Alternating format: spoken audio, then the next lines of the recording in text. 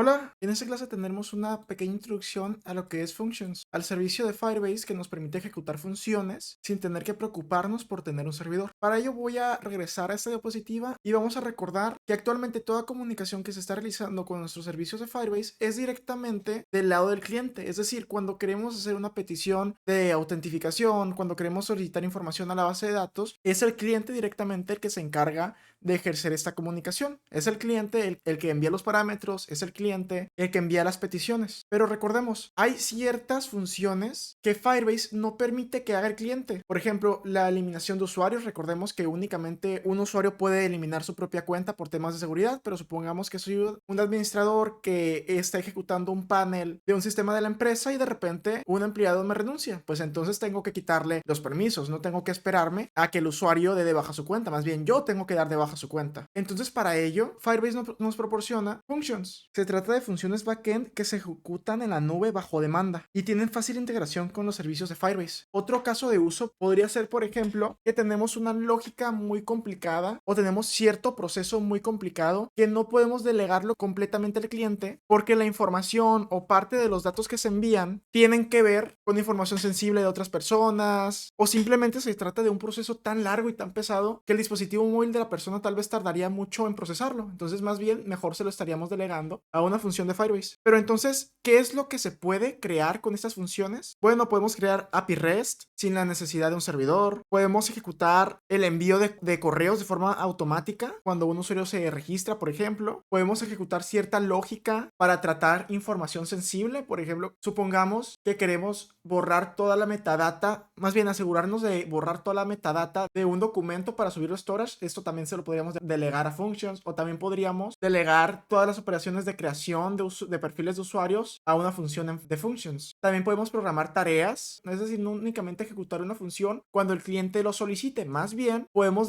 dejar programado que todos los días a las 6 de la mañana esté enviando correos a nuestros empleados declarando el inicio de operaciones. Cada fin de mes estar enviando un resumen a todos los clientes sobre los recibos de las compras que han estado realizando. También nos permite integrar servicios externos a nuestra aplicación, es decir, nos permite delegar código a un servidor de Firebase para que el cliente no se encargue de ejecutar esa lógica. Y bueno, ¿cómo funciona? Es muy sencillo, únicamente tenemos que escribir código JavaScript, TypeScript o de Python, son los lenguajes que soporta, hostearlos en el servicio de Cloud Functions y simplemente estarlas mandando a llamar. Aquí vemos que nos explica unas funciones clave, como la integración rápida y ágil de otros servicios de Firebase. Nos especifica que no necesita mantenimiento, puesto que automáticamente va escalando. Es decir, nunca nos tendremos que preocupar por la infraestructura, porque nuestra máquina, nuestro servidor, sea lo suficientemente potente para soportar todas las peticiones que recibe. Y finalmente, protege la privacidad y seguridad de tu lógica. Es lo que comentaba hace unos segundos. Hay ocasiones en donde no nos resulta interesante que los procesos los esté haciendo el cliente, puesto que estamos manejando datos privados o manejando lógica delicada. Entonces, más bien que esto se trate de una caja negra que le retorna al cliente cierta información una vez termina de hacer los procesos. Acá abajo tenemos la ruta de implementación un poquito más detallada, que es primero configurar Cloud Functions. Necesitamos instalar el SLI, recordemos la terminal en consola de Firebase, puesto que todo se gestiona desde ella, y luego inicializar Cloud Functions en tu proyecto. Posteriormente tenemos que escribir estas funciones en nuestro lenguaje, en este caso lo estaríamos haciendo con JavaScript, para controlar todos los eventos que nosotros querramos, es decir, crear estas funciones. Finalmente, probarlas antes de desplegarlas en un emulador local, tal y como lo estábamos haciendo con el servicio de hosting, en el que teníamos un emulador para probarlo antes de subirlo, antes de hacer el deploy, y finalmente implementa y supervisa estas funciones. Entonces, en resumen, funciones lo que nos permite es ejecutar código arbitrario, el código que nosotros deseemos, en un servidor propio de Firebase sin tener que realizar nosotros toda esa configuración inicial. No, simplemente escribimos la función, el evento, el endpoint, y la mandamos a llamar en nuestra aplicación cuando la necesitemos.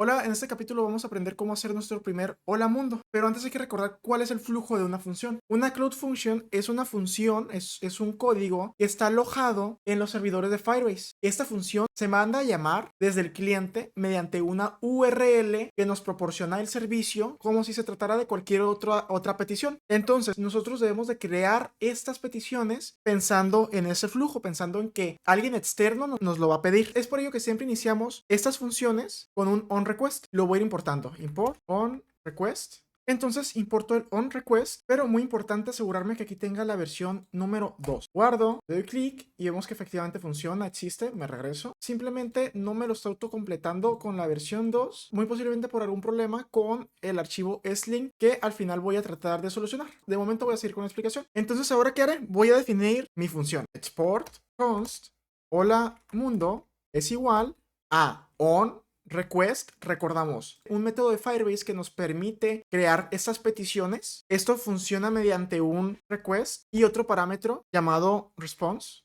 Después pondré una función flecha y aquí dentro pondré un response.send y entre paréntesis pondré un hola mundo. Formateo, guardo y listo. Ya tendría mi primera función creada, pero vamos a explicarla poquito a poquito. Aquí lo que estoy haciendo es definir mi función y mi función va a ser un método de Firebase el cual acepta dos parámetros, el request y el response. El request se trata de toda la información que incluye la petición, es decir, si se trata de una petición get, de una petición post, si tiene un body, la petición, es decir, si está recibiendo parámetros, todo eso lo almacena el request. Por otro lado, el response se trata de una función que idealmente ejecutaríamos hasta el final. Por otro lado, el response lo que nos permite es enviar una respuesta, response, al cliente, a la persona que haya hecho esta petición. Ok, ahora voy a tratar de probar esta función. ¿Cómo? Con un emulador. Todavía no lo voy a desplegar porque recordemos que en el ciclo de vida de la función nos comenta que siempre debemos de probar localmente mediante el emulador antes de implementar la función. Entonces para ello voy a inicializar el emulador. Tengo que escribir Firebase init emulators. Me pregunta si estoy listo para proceder. Digo que sí. Aquí tengo un listado de los emuladores que quisiera descargar o inicializar. En este caso veo que ya tengo seleccionado el de Functions. Así que simplemente doy Enter. Me pregunta qué puerto quisiera. El 5001 lo voy a dejar. ¿Qué puerto quisiera para Firestore? El 8080 está bien. Y para hosting cualquiera, el 5000 está bien. Me pregunta si quiero una interfaz. Le digo que no. Me pregunta si quiero descargar los emuladores actualmente. Le digo que sí. Y listo. Acabo de instalarlos para poder ejecutar esto de forma local. Ya he terminado de configurar los emuladores. Ahora voy a poner la siguiente línea de código para inicializarlo. Escribo Firebase emulators, dos puntos, start, un guión, only, functions. Es decir, solamente quiero inicializar el emulador de Functions porque es lo que estoy testeando en este momento. Le doy a Enter. Aquí veo que me he equivocado. Muy posiblemente sea porque aquí deben de ir dos guiones en lugar de solamente uno. Voy a verificar en la documentación. Y sí, se trata de eso. De cualquier forma voy a copiar para no equivocarme. Le doy Enter. Y vemos efectivamente aquí me lo está creando y me permite acceder a esta función. Le doy clic y vemos que efectivamente me está retornando el hola mundo. Voy a copiar esto. Lo voy a poner en el navegador correcto. Y ya, efectivamente me está mostrando un hola mundo. Y el código sigue con la estructura que les había comentado, el cual es una URL proporcionada por Firestore, donde la última ruta se trata del nombre de la función. Y aquí nosotros lo cambiamos a hola mundo 2. Me retorna un error, me dice que la función no existe. Ok, entonces, ¿qué voy a hacer? Crear esa función. Guardo, copio, pego y aquí pongo hola mundo 2, guardo, tarda un poquito después de guardar, pero ya se ha implementado la función hola mundo 2, regreso, refresco y ahora no me retorna error, me está retornando nuevamente el hola mundo, me faltaría el 2, número 2, guardo nuevamente, espero a que refresque, regreso, refresco. Y ya vemos que efectivamente me está mostrando el hola mundo 2. Y listo, acabamos de crear nuestra primera función. Bastante sencillo, para nada complejo. Firebase nos está haciendo todo el trabajo. Lo único que faltaría sería ahora desplegarlo. En lugar de probar en nuestro servidor local, vamos a probar aquí en producción. Para ello voy a darle control C para finalizar el emulador y ejecutar el comando Firebase deploy.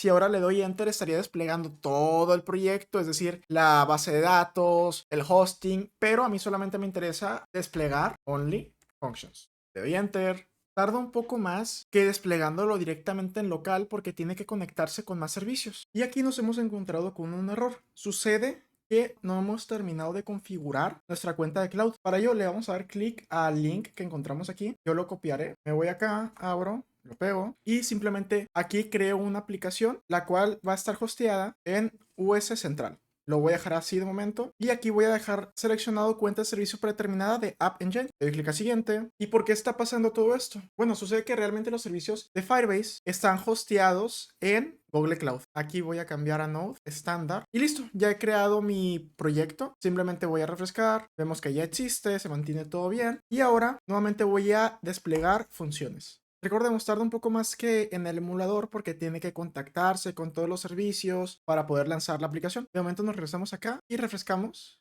Así que tendremos que esperar un poquito más. Ok, y aquí me pregunta cuántos días quiero mantener los contenedores de las imágenes después de que hayan sido eliminados. Es decir, cuántos días quiero mantener el historial de esas funciones después de que hayan sido eliminadas porque, por ejemplo, las he actualizado o he subido una segunda versión de estas funciones. En mi caso le pondré 10 días, simplemente esto para poder yo regresar y mantener el histórico de 10 días atrás. Le doy Enter y listo. Me ha terminado de desplegar las funciones. Me voy a Functions nuevamente, refresco y ahora veo que aquí me aparecen, aquí efectivamente ahora están. Y no es que yo tenga el código directamente acá cargado, no. Yo tengo cargadas, visibles únicamente las funciones que yo he definido con este onRequest. Ahora, aquí tengo información como el nombre de la función, en qué servidor se encuentra, el activador, es decir, qué tipo de petición es, si es una solicitud, que en este caso es una solicitud, la versión de las funciones, recordemos, estamos utilizando la versión 2, puesto que esta es la que funciona con con import y export, las solicitudes que se han hecho las últimas 24 horas, la cantidad mínima y máxima de instancias, es decir, cuántas veces se puede ejecutar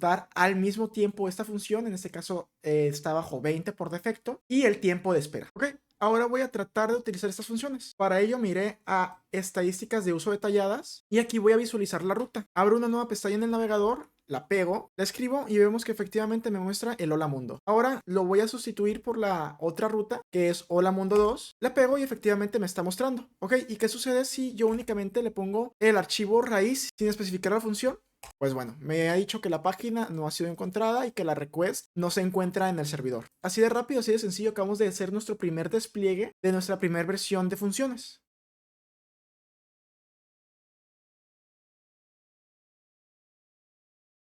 Hola, esta clase va a ser corta, pero vamos a profundizar un poquito más acerca del concepto de functions. Recordemos, todo este proyecto se basa en Node, Functions se basa en Node. Así que si tú conoces esta tecnología, ya conoces prácticamente el 90% de functions. Únicamente habría que matizar en esos aspectos, en esa sintaxis especial que nos brinda, que son sobre todo los triggers, los activadores. Si es que no sabes Node, no te preocupes, porque Node se basa en JavaScript, solo que Node hace posible el hecho de que se ejecute en cualquier entorno y no únicamente en navegadores. Es decir, si tú ya conoces JavaScript, ya sabes el 70% de lo que necesitas para utilizar functions. Y hay varias formas de utilizarlo. Es decir, hay varios activadores. Actualmente, nosotros lo estamos manejando con una función onRequest, que se trata de un activador HTTPS. Estamos creando una ruta a la cual el usuario va y obtiene cierta información. En este caso, es este response. Es un hola mundo. Pero aquí podríamos enviar, en lugar de un hola mundo, información, tal vez un JSON con la propiedad mensaje, la cual va a ser un hola mundo. Y de esta forma estar enviando arreglos, objetos o cualquier cosa que nos interese. De momento lo voy a regresar como estaba. Pero lo que sucede es que nosotros no únicamente disponemos de esta función, disponemos de otros activadores, de otros triggers, los cuales nos permiten ejecutar un código cuando pase cualquier tipo de evento dentro de Firebase. Por ejemplo, podemos decir que siempre que haya una creación de usuario, se ejecute una función de forma automática, la cual genere un ID específico según ciertos parámetros y se lo asigne al usuario. O tal vez podríamos hacer otra función que se encargue de validar que la data tiene la estructura que nosotros queremos y en caso de que sí la tenga, no haga nada, pero en caso de que tenga una estructura diferente, es decir, nos estén intentando inyectar algo raro a la base de datos, pues se encargue de eliminar. Además de ello, también es posible dejar programadas ciertas funciones para que, por ejemplo, todos los días a las 12 de la noche se ejecute un barrido a la base de datos y se elimine toda la información que haya quedado a medias, es decir, todos los procesos que quedaron a medias. Tal vez sea una compra, tal vez sea una cotización que nunca se llegó a entregar, cualquier tipo de cosa que nos interese borrar, eliminarlo.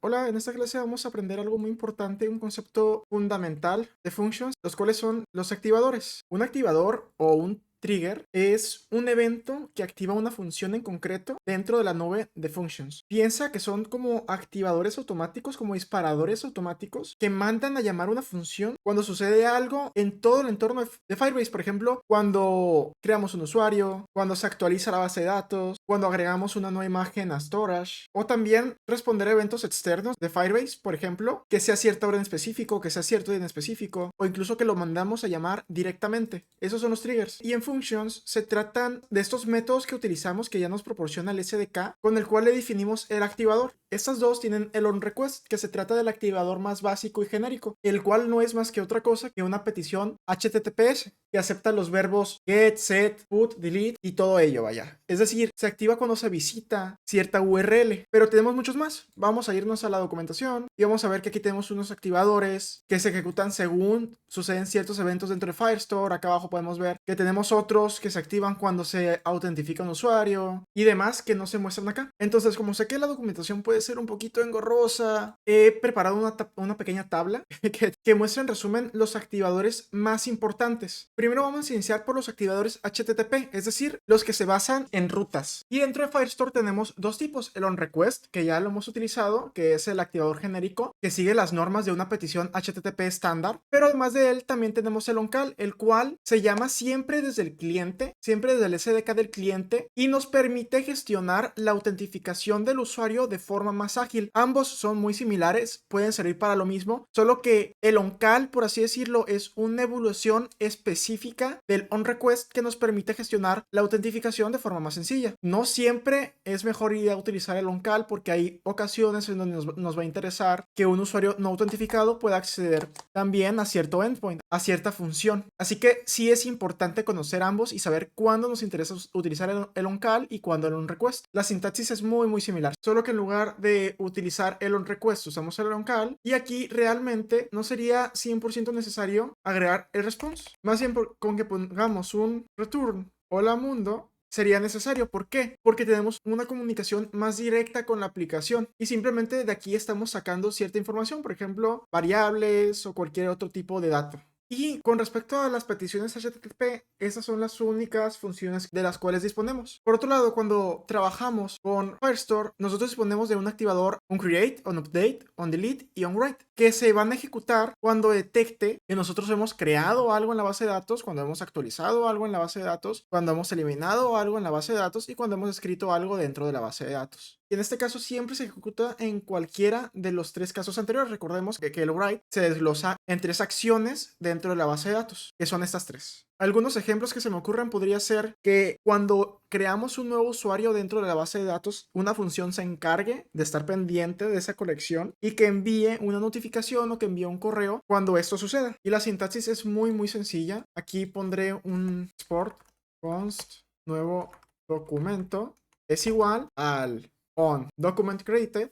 En este caso sería realmente de functions versión 2, solo que no me lo autocompleta por problemas con el Sling, me parece. Y aquí simplemente tengo que poner la dirección de mi colección, es decir, siempre que en usuarios, y aquí al igual que en las reglas de seguridad de Firebase, le digo que cualquier usuario ID, para yo posteriormente poderlo utilizar abajo. Y así de sencillo. Ahora dentro de nuestra base de datos va a estar a la escucha de cualquier operación de creación de documentos dentro de usuarios. Ahora aquí simplemente agregaré una coma y ahora la función. Voy a poner una E de evento y una función flecha, en donde quiero que en este caso simplemente muestre en consola console.log el evento. Y listo, así lo tendríamos. Esto lo he puesto simplemente de forma arbitraria. Puede que no tenga sentido, pero para que visualices cómo es que es el flujo. Aquí lo podríamos cambiar por onDocumentUpdate. También lo tenemos que importar en la versión 2 y estaría funcionando. Más adelante vamos a estarlos utilizando, simplemente de momento ocupo que los conozcas. No te preocupes si te suena un poquito raro, más adelante todo esto va a quedar claro. Y listo, así estaríamos a la escucha de una actualización dentro de cualquier objeto de usuarios. Ahora me regreso y vemos que también tenemos funciones para manejar la base de datos en tiempo real, es decir, la base de datos que no es Firestore, de momento no le toman importancia, puesto que no lo estamos viendo dentro del curso, pero los activadores son los mismos, que es cuando se crea un documento, cuando se crea un nodo, cuando se actualiza un nodo, cuando se elimina un nodo y pues cuando se realiza cualquier otra de estas operaciones. Ahora, también tenemos triggers activadores para la autentificación, que son cuando creamos uno, onCreate, y cuando eliminamos uno, onDelete. OnCreate se ejecuta cuando se registra un nuevo usuario y onDelete se ejecuta cuando se elimina un usuario. Algo que se me ocurre, un caso de uso que se me ocurre, es que se mande a ejecutar una función que borre el usuario dentro de Firestore cuando se borre un determinado usuario, más bien cuando se borre un perfil dentro de out, y de esta forma evitamos tener datos huérfanos. Y la sintaxis es muy similar, muy sencilla. Simplemente tenemos que poner on user created, En este caso es directamente de Functions versión 2, por eso no me lo detecta, pero acá lo voy a importar de forma automática. Y aquí lo que estaría recibiendo, aquí sería nuevo usuario, y aquí dentro lo que tendría que recibir es una función flecha, la cual recibe usuario, y ahora sí dentro ponemos lo que nosotros deseamos ejecutar cuando se crea un nuevo usuario, que en este caso va a ser simplemente un console.log del usuario. Y listo. Ya sería todo. Y por otro lado, si nosotros lo que queremos es que se ejecute en cuanto eliminamos un usuario, aquí sería idéntico, simplemente sustituimos el created por deleted. Lo copio, lo importo y listo. Es muy importante, recordemos, estamos trabajando en la versión 2, que es la más actual y la que soporta estos activadores. Entonces, nosotros cuando creemos un usuario, esto va a estar a la escucha, va a obtener el usuario automáticamente, nos lo va a sustituir por esta variable. Esta es una variable, también podría ser un event, como lo teníamos anteriormente, una E. Y listo, nos estaría mostrando el evento y dentro del evento estaría la información del usuario. Nos regresamos y vemos que también tenemos eventos asociados a storage, que es en onFinalize, que es cuando se sube por completo un archivo, onDelete, cuando se borra un archivo, onMetadata Update, cuando actualizamos la metadata de un documento, por ejemplo, la fecha en la que se tomó cierta imagen o la ubicación de esta imagen. Son estos 3 eventos los que admite. Ok, no tiene sentido que te esté mostrando ejemplos de todos porque simplemente si te los muestro sin programar algo funcional se nos van a olvidar. Pero sí es importante que conozcas más o menos y que tengas a la mano esta tabla para que sepas qué tipos de activadores existen. Además de los activadores de storage, también tenemos uno para Analytics, que es cuando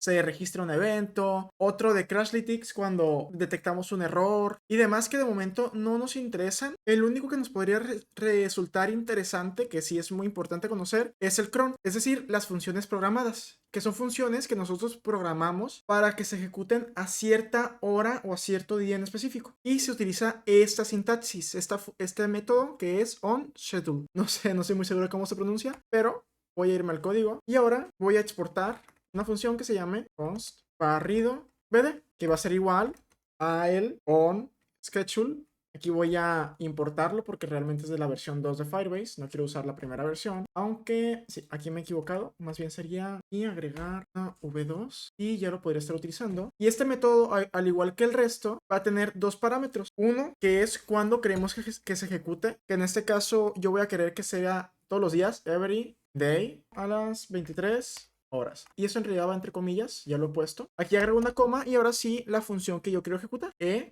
es el evento como siempre. Y aquí pongo un console.log barrido de base de datos.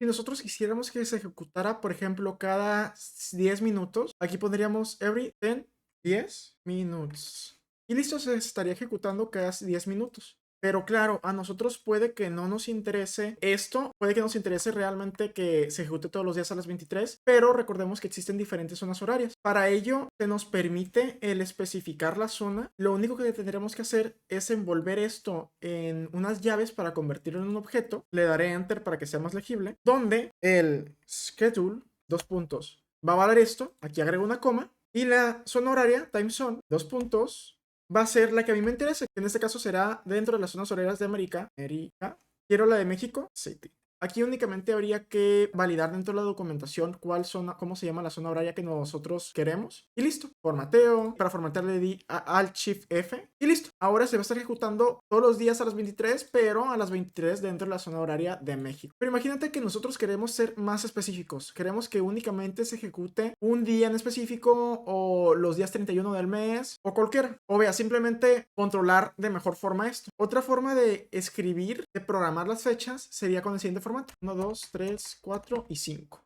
Separando las fechas, especificando las fechas con estos 5 parámetros. En este caso, el asterisco significa que queremos todo y el orden que lleva es el siguiente. El primer asterisco hace referencia a los minutos y acepta valores de 0 a 59. El segundo asterisco hace referencia a las horas y acepta valores de 0 a 23. El tercero hace referencia a los días del mes y acepta del 1 al 31. El cuarto asterisco hace referencia al mes y acepta del 1 al 12. Y por último, este asterisco hace referencia no al año, no tendría tanto sentido, más bien hace referencia a los días de la semana. Y va del 0 al 7. Donde depende de cómo lo veamos, el domingo puede ser el 0 o puede ser el 7. pero por ejemplo el lunes siempre será el número 1. Simplemente se repite y es lo que más sencillo nos parezca utilizar. Ahora, los asteriscos recordemos que significa que en todos los valores. Es decir, si nosotros quisiéramos ejecutar una función que se manda a llamar todos los días a las 12, entonces pondríamos aquí un 0, 0 y mantendríamos el resto con asteriscos. Entonces, todos los días en el minuto 0 a la hora 0, es decir, justo a las 12, cuando va iniciando el día, de todos los días, de todos los meses, ejecútame la siguiente función, que es un barrido de la base de datos. Ahora supongamos, por ejemplo, que queremos hacerlo únicamente el primer día del mes. Aquí estaríamos poniendo un número 1. Si quisiéramos hacerlo simplemente los días 15 de cada mes para generar reportes, sería aquí un número 15. Si quisiéramos generar esos reportes solamente del día 15 al día 20, pondríamos un guión y aquí un 20. Estaría ejecutando entre esta franja. Pero, por ejemplo, supongamos que queremos ejecutar un informe anual de forma automática. Lo que estaríamos haciendo sería agregar aquí un 1, es decir, el 1 de enero ejecuta lo siguiente. Pero hay que tomar otro enfoque. Supongamos que más bien nosotros queremos hacer el barrido de la base de datos todos los días lunes, todos los inicios de semana. Pues aquí simplemente pondríamos 1. Entonces todos los lunes a las 12, justamente cuando inicia el día, estaríamos ejecutando este barrido. Si nosotros quisiéramos ejecutar no dentro de un margen, es decir, no el lunes, martes y miércoles, más bien quisiéramos ejecutar solamente el lunes y el miércoles, muy sencillo, lo separamos por una coma y ponemos un 3. Creo que es muy fácil de entender. Tal vez al inicio te pareció un poquito raro, pero ya con estos ejemplos creo que realmente es muy sencillo. Ahora, por último, una última situación. Supongamos que queremos hacer un barrido en la base de datos cada 20 minutos todos los días. Entonces sería todo esto con asterisco, este también, porque queremos que sea a cualquier hora. Simplemente tendremos que agregar un guión y el número 20. Y listo. Aunque de hecho me he equivocado aquí, no sería un 0, sería un asterisco, porque quiero que se esté ejecutando siempre cada 20 minutos. Y listo. Únicamente hay que tener mucho cuidado cuando programamos esto. Hay que tratar de no dejarlo ejecutando constantemente, puesto que si no nos damos cuenta, podríamos elevar de forma rápida y sin mucho sentido los gastos, lo que nos estaría cobrando functions. Y ya, esos serían todos los activadores principales. Te repito, no es necesario que te los aprendas. Simplemente con que sepas que existan y luego te vayas a la documentación a buscar cuál es la sintaxis específica y cómo se utiliza específicamente ese que estás necesitando, ya te es suficiente. Son muchos y es muy difícil tenerlos en la cabeza siempre. De cualquier forma, más adelante vamos a estar utilizándolos, vamos a estar creando funciones en base a estos activadores y así darle un plus más de profesionalidad a nuestros proyectos.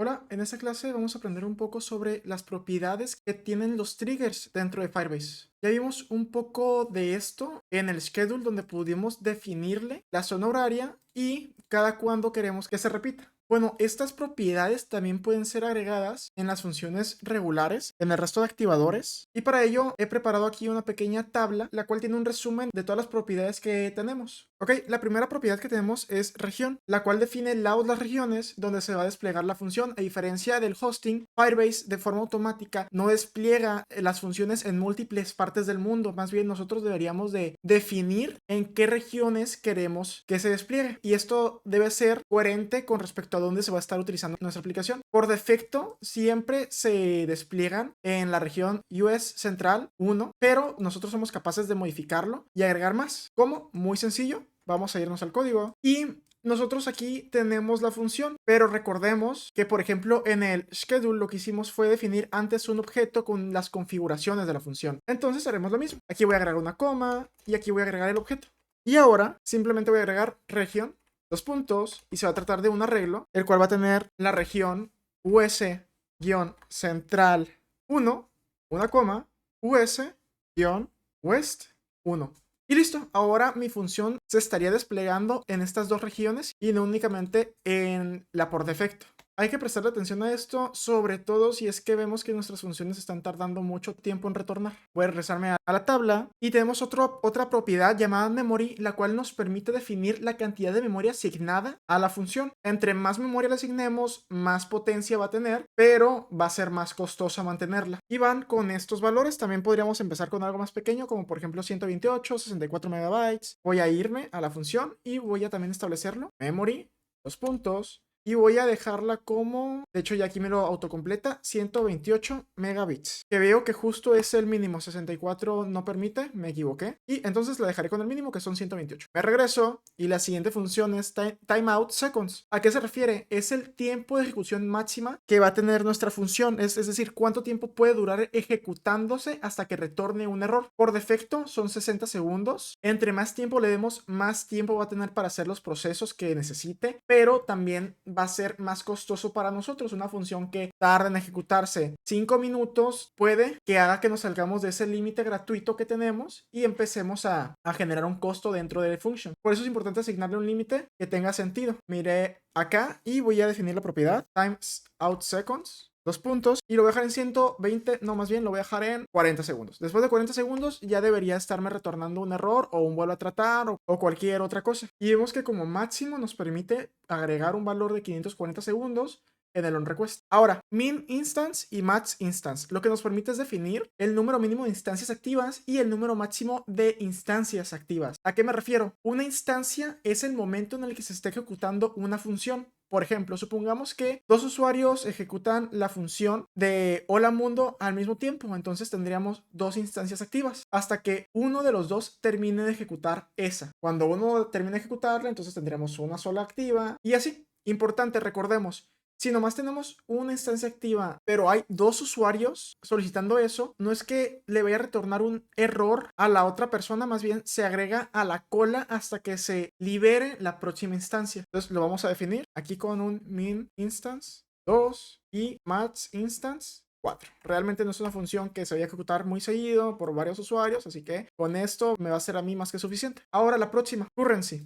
Currency es el número de peticiones internas que puede contener cada instancia. Es decir, es la cola, por así decirlo, que va a tener una instancia antes de que Firebase mande a llamar otra instancia y aperture otra nueva instancia. El valor por defecto es 1, pero en mi caso voy a ponerle que cada instancia con currency pueda tener una cola de hasta 20 usuarios. Hay que tener cuidado con esta propiedad porque si se trata de un proceso que tarda mucho cada vez que se ejecuta, no nos interesaría tener a 20 usuarios esperando a que el usuario que estaba antes de ellos termine de ejecutar todo lo que estaba haciendo para poder tener una respuesta a él. Porque piensa, si dura un minuto, pues el que está hasta el final de la cola va a tener que esperar 20 minutos para que se ejecute su función. Entonces hay que tener mucho cuidado con esto, pero también tratar de optimizar lo máximo posible, puesto que nos ayuda a reducir costes. En este caso lo voy a dejar como 20. Cuando lleguen 21 peticiones, entonces lo que va a pasar es que ahora sí va a abrir una nueva instancia antes de que llegue al máximo. Y te podrás preguntar, ¿por qué aquí pones por defecto que siempre haya dos instancias abiertas? Simplemente podrías dejarlo como uno y pues cuando se ocupen dos, pues ahora sí se activaría de forma automática. Sucede que cuando pasa mucho rato sin utilizarse una instancia, Functions la pone como en cooldown, es decir, la apaga, más bien la deja suspendida hasta que se manda a llamar nuevamente. Lo que sucede es que cuando se manda a llamar por primera vez después de estar suspendida, va a tardar un poquito más de lo normal. Entonces, para evitar demoras, a mí me interesa que siempre haya dos instancias abiertas. Me regreso a la tabla y veo la siguiente propiedad, Invoker, que define qué cuentas son capaces de invocar esta función. Es decir, nos ayuda a proteger nuestra ruta según el email y por defecto tiene la propiedad pública si no la definimos, si no la especificamos. Puede que nos resulte interesante si, por ejemplo, nosotros tenemos un único usuario administrador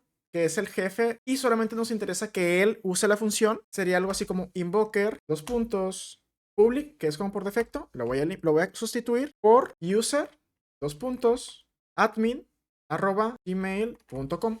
Pero claro, realmente esto suena un poquito específico y puede que no nos interese del todo estar agregando manualmente todos los usuarios que pueden tener acceso a la función. Por ello, nos permite también separarlo, también validar según grupo de Google, es decir, la terminación del correo, el dominio completo o las cuentas de servicio. Voy a poner un ejemplo rápido. Aquí supongamos que quiero que esta función únicamente tengan acceso a las personas que tengan el dominio, administración de mi empresa.com. Entonces, únicamente los correos que tengan este dominio van a ser capaces de acceder a la función. Ok, es muy interesante y te recomiendo que pases a darle una checada a la documentación para ver más casos de uso. Pero es una función muy potente, de las más importantes que hemos estado platicando. Y por último, también podríamos definirla como privada, private. Y esto lo que nos permite es que nadie pueda mandar a llamar la función, únicamente el mismo código que tenemos aquí dentro. Regresamos. Ahora tenemos la propiedad retry, la cual nos define un valor booleano true o false y nos dice si habilita reintentos automáticos en caso de que haya un error. Este de aquí no es utilizable en todos los tipos de triggers, en todos los tipos de activadores, pero igual voy a mostrar cómo se pondría en código. Simplemente un retry, que aquí mismo no me lo autocompleta porque el onRequest no lo admite, y lo definiríamos como true. Lo voy a borrar porque, repito, retry no funciona en onRequest. Me parece que en onUserDelete sí funcionaría. De hecho, vamos a intentarlo. No, tampoco me lo permite. Solamente habría que checar en cuáles sí nos permite utilizarlo, pero de todas formas hay que tenerlo en mente que existe esta propiedad. Labels, la cual nos permite añadir etiquetas personalizadas a la función y simplemente es para organizar mejor el código o identificarlo fácilmente. Por ejemplo, lo que nos muestra aquí es que define un label en donde define el tipo de variable, más bien el tipo de entorno en el que estamos. Environment, que en este caso es producción. Estas dos son un poquito más complicadas. VPC Connector y Ingress Settings es para conectarse a una red VPC o a una red privada, y el Ingress Settings es para definir quién puede acceder a esta red. No los vamos a ver en el curso, con que sepas que existen y en caso de que lo necesites te haga sentido y sepas que aquí tenemos una opción para configurarlo, pero esto realmente no es tan común. Y por último, la propiedad Secrets, que es el listado de los secretos de Google Secret Manager. Es decir, aquí nos permite acceder a esas variables que tenemos almacenadas en este servicio y ya posteriormente leerlos dentro de la función. Igual, con que sepas que existe, de momento no lo vamos a estar utilizando. Por último, decidí separar las propiedades que únicamente funcionan en schedule, que ya vimos dos. La primera es schedule, que nos permite definir cada cuándo queremos ejecutarla. Timezone, que nos permite definir la zona horaria. Y por último, retry config, que es muy similar a la que tenemos aquí arriba, pero en lugar de retornar un true o un false, lo que nos permite es configurar el número de intentos que va a tener esa función en caso de que dé un error. En este caso lo tienen configurado como 3, es decir, va a tratar de hacer la función 3 veces si nos está retornando error. Ya después de esas 3 veces ya no continuaría. Esta sí vamos a verla porque es un poquito más interesante y justo la pondremos aquí en el onShot schedule. Retry config, dos puntos, y entre llaves tendríamos que poner retry count, dos puntos, aquí le pondré un 3, es decir, que trate de 3 ocasiones. Y ahora le voy a configurar un margen de tiempo en el cual se quiera ejecutar la función. Por ejemplo, le pondré aquí un min back of seconds, dos puntos 10, y agregaré lo mismo, pero con un max de 120. Guardo, y ahora lo que significa es que yo voy a tratar en 3 ocasiones. Si a la primera me da error, la segunda la voy a ejecutar entre este margen de tiempo. ¿Por qué? Si me dio error, muy posiblemente sea por algún tipo de problema temporal, de que la base de datos estaba realizando algún tipo de operación o la conexión falló. Entonces le decimos, está bien, espérate un tiempo antes de volverle a ejecutar para que se resuelvan esos problemas que surgieron de forma temporal. Entonces, en resumen, es para evitar que los reintentos sean agresivos, es decir, trata inmediatamente después de ejecutar el reintento, pero para que esto funcione, para que realmente el tiempo sea entre estos dos márgenes y no sea únicamente del mínimo que le configuramos, tenemos que utilizar la propiedad max doubling. Dos puntos, 5 por ejemplo le pondré, más bien sería aquí un 3. Y esto lo que nos indica es la cantidad de veces que se va a duplicar el min de forma exponencial según el número de intentos que llevemos, teniendo como máximo el max backup. Ok, sé que es un poquito extraño, suena un poquito complicado lo que acabo de decir, pero te lo voy a explicar de forma un poquito más visual y ya lo vas a entender. Por ejemplo, vamos a sustituir este número por 4 y vamos a ir. Entonces, esto lo que nos indica es que el programa va a tratar de ejecutarse 4 veces en caso de que dé error. La primera propiedad lo que nos especifica es que después del primer intento va a esperar 10 segundos para volver a tratar. Es decir, el backoff va a ser de 10 segundos. La tercera propiedad nos indica que el backoff nunca puede ser mayor a 120 segundos. Pero de momento no hemos aumentado este backoff. En el último lo que definimos es la cantidad de veces que el backoff, ese tiempo que vamos a tener de espera, se puede multiplicar, se puede duplicar más allá de esos 10 segundos y por debajo de esos 120 segundos, que en este caso es 3. 3 veces se puede multiplicar. El valor inicial es 1, de tal forma que siempre estarían esperándose esos 10 segundos de min backoff después de tratar el siguiente intento. En este caso lo dejaré en 3. Muy bien, ahora vamos a irnos al primer intento. En el primer intento, que es el original, el tiempo de espera sería 0, inmediato, no hay ningún problema. Más bien lo pondré así. Ok, en el segundo intento, que en realidad es el primer reintento, lo voy a dejar así, con esta estructura, la función se esperaría 10 segundos en volver a ser ejecutada, que recordemos, es el min backoff. En el segundo reintento, la función se esperaría 20 segundos para volver a ejecutarse. En el tercer reintento ya serían 40 y en el cuarto reintento serían 80 segundos. ¿Pero por qué? Si aquí te dije que únicamente se multiplicara 3 veces. Y sí, se está multiplicando únicamente 3 veces, se está duplicando solo 3 veces, que es en esta ocasión de aquí, en la segunda, en la tercera y en la cuarta, que aquí me falta un número. Porque en la primera ocasión lo que está sucediendo es que está tomando el valor por defecto. Ok, ahora supongamos que aquí no son 4 reintentos, más bien son 5. En el quinto reintento ya no trataría de multiplicar a 160. ¿Por qué? Porque le he comentado que únicamente puede duplicar en 3 ocasiones. 1, 2, 3. Ya la siguiente nuevamente se quedaría con el último valor del backoff, que fue 80. Pero supongamos que nosotros hemos actualizado a que realmente creemos que se multiplica en 4 ocasiones. Entonces, ahora sí, este último número sería 160 segundos, pero claro, aquí especificamos que el backoff máximo va a ser de 120 segundos, por lo tanto, se reduciría a 120. Igual, toda esta lógica únicamente la vas a utilizar cuando tengas funciones ya muy complejas que se tenga que conectar a varios servicios. Regularmente tan solo tienes que agregar un min backoff de 10 segundos y ya con eso tienes más que suficiente y un número de reintentos de 3. Con esto vas a abarcar el 90% de los casos de error. Entonces estuvo dura la clase, fue mucha teoría, pero realmente no es tan complicado de entender. Igual les voy a compartir la tabla en los recursos del capítulo para que la tengan a mano.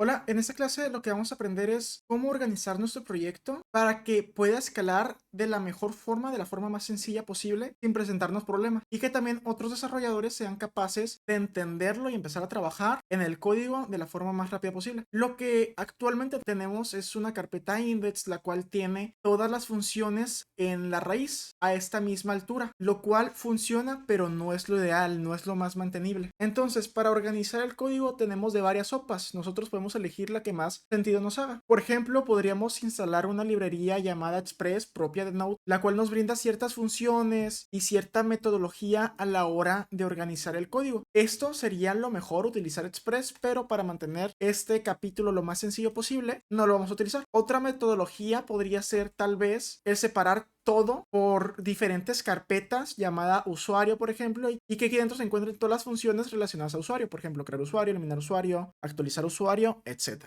Esa también es una buena alternativa, pero en Google Functions se nos recomienda mantener cada función por separado para que en cualquier momento nosotros podamos actualizar el proyecto y actualizar simplemente una función en específica de la forma más sencilla. Entonces, para ello vamos a regirnos por casos de uso, donde cada caso de uso va a ser un archivo específico dentro de una carpeta que englobe los casos de uso de los usuarios, por ejemplo, los casos de uso de una hipotética colección llamada pagos, los casos de uso de una hipotética colección llamada compras, etc. Ok, entonces para ello, dentro de nuestra carpeta Functions, yo creé una carpeta llamada Funciones, que más bien la voy a renombrar a casos de uso. Perfecto. Y dentro de la carpeta casos de uso tendríamos los diferentes tipos que podrían ser usuarios, podría ser también otra carpeta al mismo nivel de pagos, otra carpeta al mismo nivel de compras. Esto lo voy a sacar porque se puso dentro. A ver. Y aquí dentro tendríamos archivos, los cuales tendrían el mismo nombre que la función. Y ese nombre hace referencia a lo que va a ser la función. Por ejemplo, en compras tendríamos un crear compra.js. Recordemos que estamos trabajando con JavaScript. Lo creo y lo que haré será copiar este hola mundo, lo pegaré, tengo que importar el onRequest de functions versión 2, recordemos, hay que verificar que sí sea la 2, y aquí dentro lo dejaré muy sencillo, no le pondré nada todavía y simplemente le pondré aquí crear compra.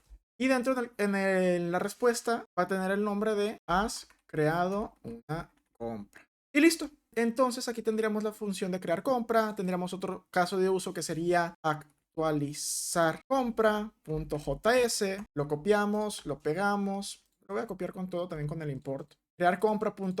Aquí sería actualizar compra, esta en singular, la carpeta en plural, y aquí simplemente sustituimos por as actualizado una compra. Y así con todo lo que se nos pueda ocurrir. Por ejemplo, aquí podría ser leer por ID compra, que es un caso de uso diferente, .js, y aquí ponemos lo mismo, leer por ID compra, has leído una compra por ID.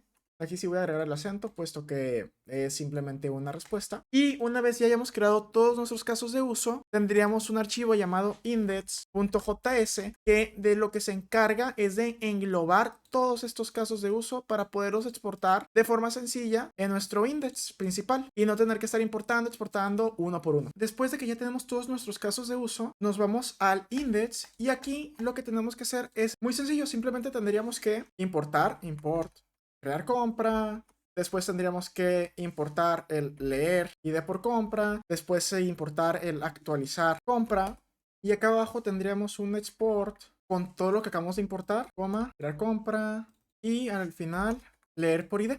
Y ya tendremos finalizados nuestros casos de uso de compras. Muy bien, pero puede que a nosotros nos parezca esto un poquito engorroso, tener que importar para después exportar. Así que lo que podemos hacer es simplemente sustituir este import por un export, borramos, y sería exactamente lo mismo que estábamos haciendo anteriormente. El código se entendería igual, pero lo tenemos todo empaquetado en menos líneas. Ok, ahora voy a hacer lo mismo para pagos y para usuarios. En pagos únicamente voy a tener agregar pago.js, port const agregar pago es igual a un request, y voy a copiar y pegar simplemente para has agregado un pago, y ahora actualizar estado pago.js, voy a copiar todo, voy a pegar aquí. Y ahora, ¿qué tengo que hacer? Crear el index donde exporto estos dos casos de uso. Index.js, export, lo voy a hacer directamente, export, actualizar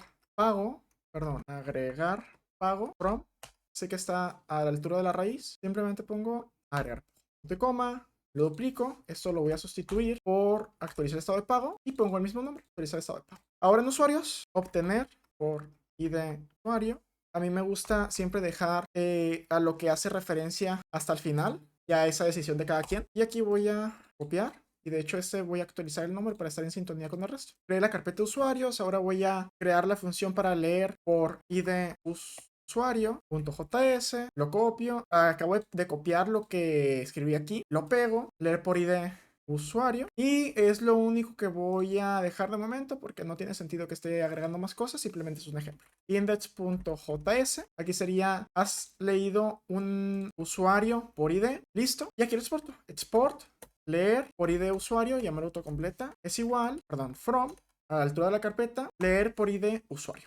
Y listo, ya tengo todos mis casos de uso creados y ya tengo todas mis exportaciones. Ahora, ¿qué tengo que hacer? Tengo que recibirlas aquí para poderlas exportar. Voy a eliminar esto para hacerlo menos complejo. Es más, voy a eliminar todo porque ya ni siquiera lo voy a necesitar a estas alturas. Voy a eliminar todas estas funciones y lo que tengo que hacer es importar cada uno de los index.js de mis casos de uso. Para ello, voy a importar todo from casos de uso, compras, index. Y aquí le voy a agregar un as, lo cual me permite asignarle un nombre, el cual va a ser compras. Perfecto. Lo pego 3 veces, este va a ser para pagos, copio el nombre, lo actualizo, y este va a ser para usuarios. Copio el nombre y lo actualizo de este lado. Ok.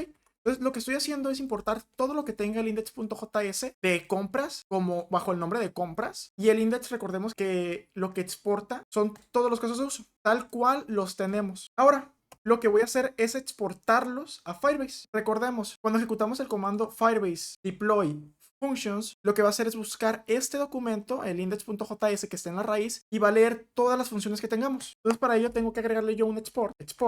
Voy a agregar unas llaves y yo le voy a decir que me exporte todo lo que exporta compras, coma, todo lo que exporta pagos, y coma, todo lo que exporta usuarios. Aquí me da error porque tengo que agregarle un default. Lo que estaba esperando era el nombre de una variable a exportar, pero no, yo simplemente quiero que exporte todo. Ok, entonces puede que te resulte un poquito revoltoso todo esto, pero créeme, es de mucha ayuda al momento de estar organizando nuestro código, nuestras funciones. Realmente lo que estamos haciendo con todo esto es definir nuestros casos de uso en diferentes carpetas, pero para ojos de Firebase, lo que estamos haciendo es simplemente esto aquí. Esto, simplemente estamos poniendo todos nuestros casos de uso a la raíz, pero realmente sin tener que ponerlos explícitamente aquí, más bien tenerlo todo ordenado. Muy bien, ahora lo voy a desplegar para ver que efectivamente esté funcionando. Recordemos, primero tenemos que escribir Firebase login para verificar que estemos logueados. Ok, y ahora tengo que escribir Firebase deploy. ¿Y qué queremos desplegar? Recordemos, solamente only function.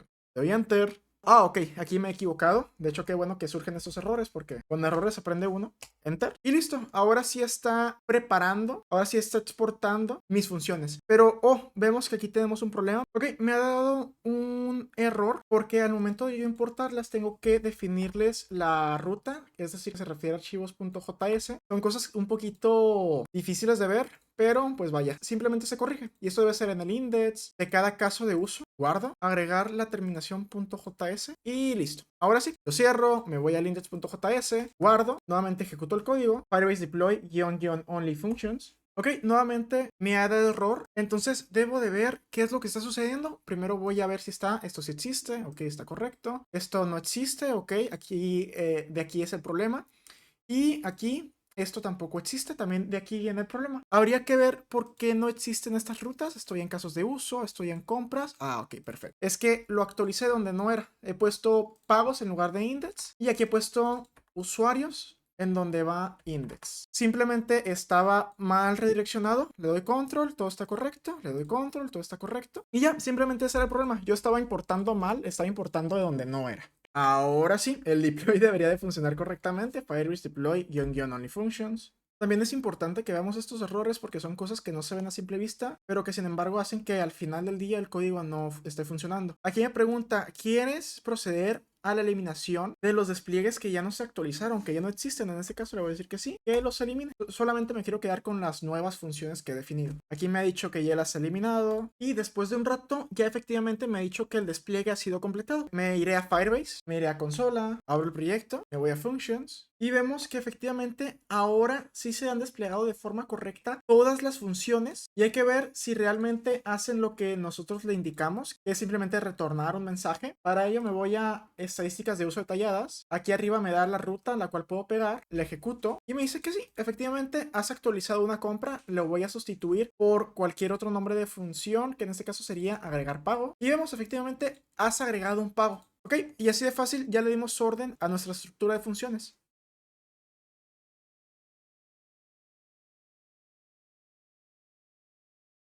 Hola, en esta clase vamos a aprender cómo proteger nuestras funciones y así evitar ser víctimas de ataques o de peticiones malintencionadas. Entonces, recordemos que lo que hemos hecho es crear un endpoint que se ejecuta mediante una función propia, mediante un método propio de Firebase Functions, el cual es realmente un activador. Y dentro del activador tenemos el código que nosotros queremos ejecutar. Ok, voy a regresarme a la presentación. Recordemos que nosotros tenemos diferentes tipos de activadores. Realmente, de los únicos de los cuales debemos de tener cuidado o debemos de proteger, es decir, echarle el ojo más seguido, son las peticiones, son los activadores que se basan en el método HTTPS. ¿Por qué?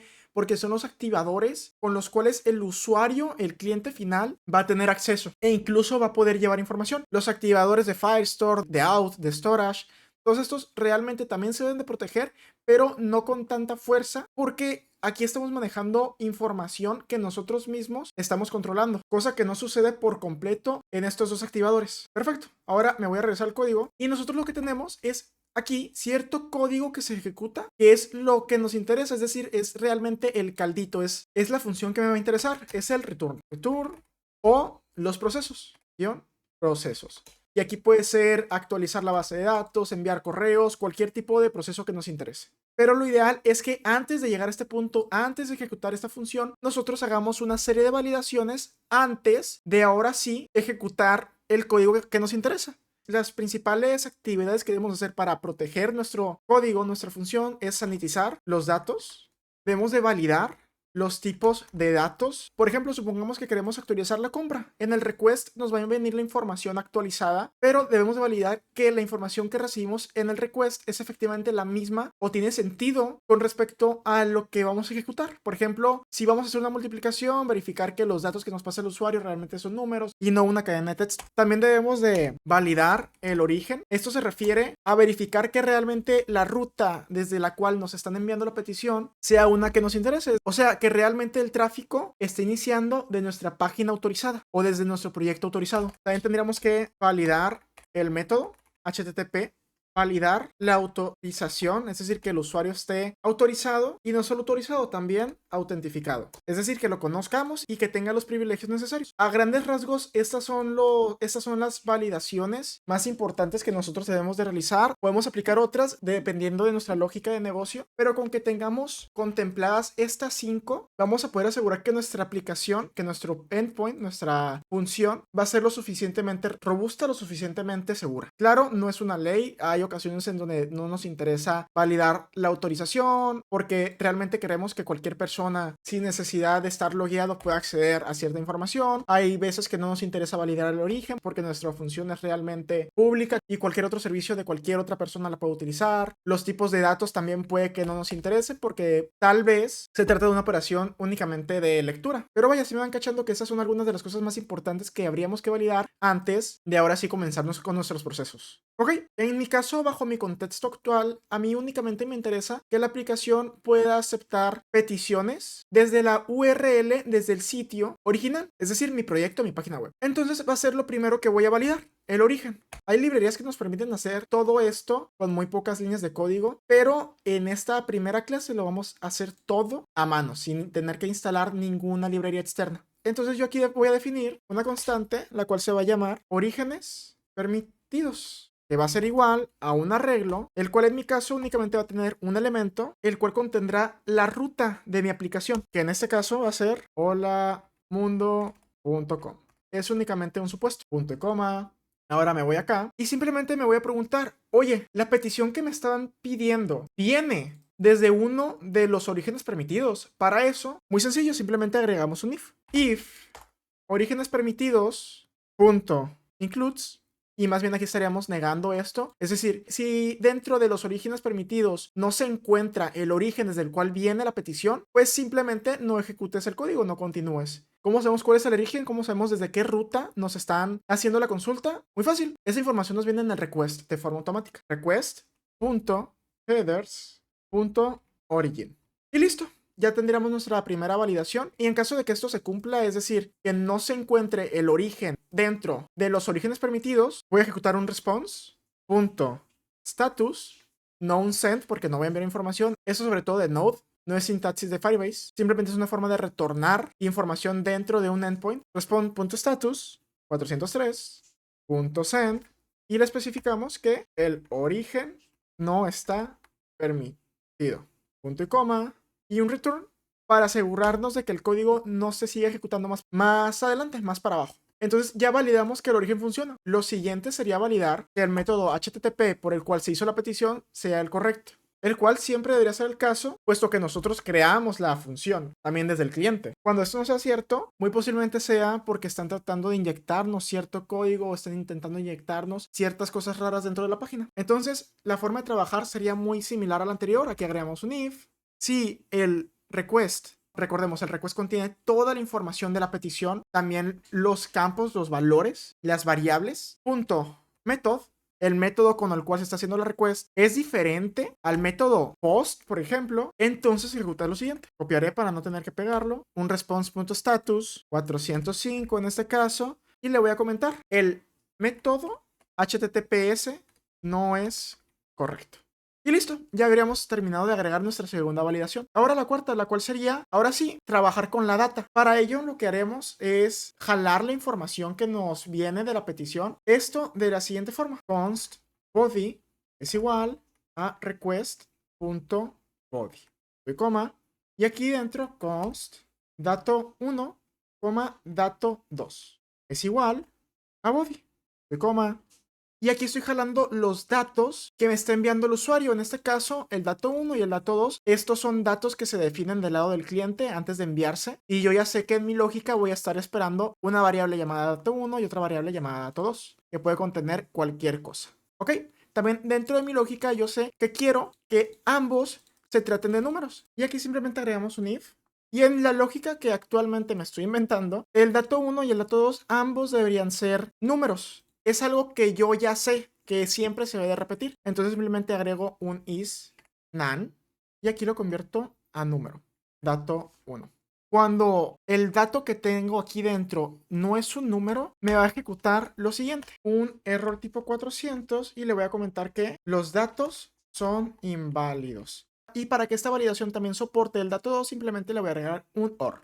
Copio, pego y aquí pondría un dato 2 en lugar de dato 1.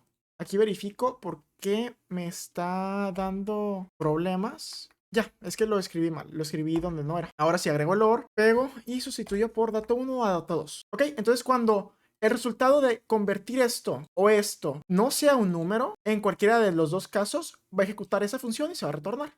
Y ya no continuaría. Y ahora me paso a sanitizar los datos. Puede que no tenga sentido sanitizar el dato 1 y el dato 2 porque ya sabemos que efectivamente son números y no nos pueden colar texto ni nada raro, vaya. Entonces, para ello voy a agregar un nuevo campo llamado nombre, el cual obviamente siempre va a ser un texto. Entonces, sabiendo esto, aquí yo podría agregar un const nombre sanitizado es igual a nombre.replace.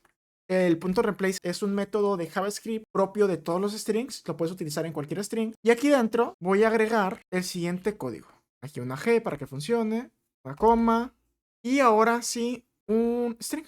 Y listo. Ok, puede que te suene un poquito raro esto, pero lo único que estamos haciendo es reemplazar caracteres complicados, caracteres que nos pueden escapar, algún tipo de código o algún tipo de componente a un string vacío. Y si te sientes un poquito revuelto con esta línea, no te preocupes, no se trata de nada de functions, es únicamente sintaxis de JavaScript, pero sí es importante que consideres el sanitizar los datos cuando estés trabajando con functions. Ok, listo, así lo dejaré. Y finalmente, la validación, la autorización y autentificación.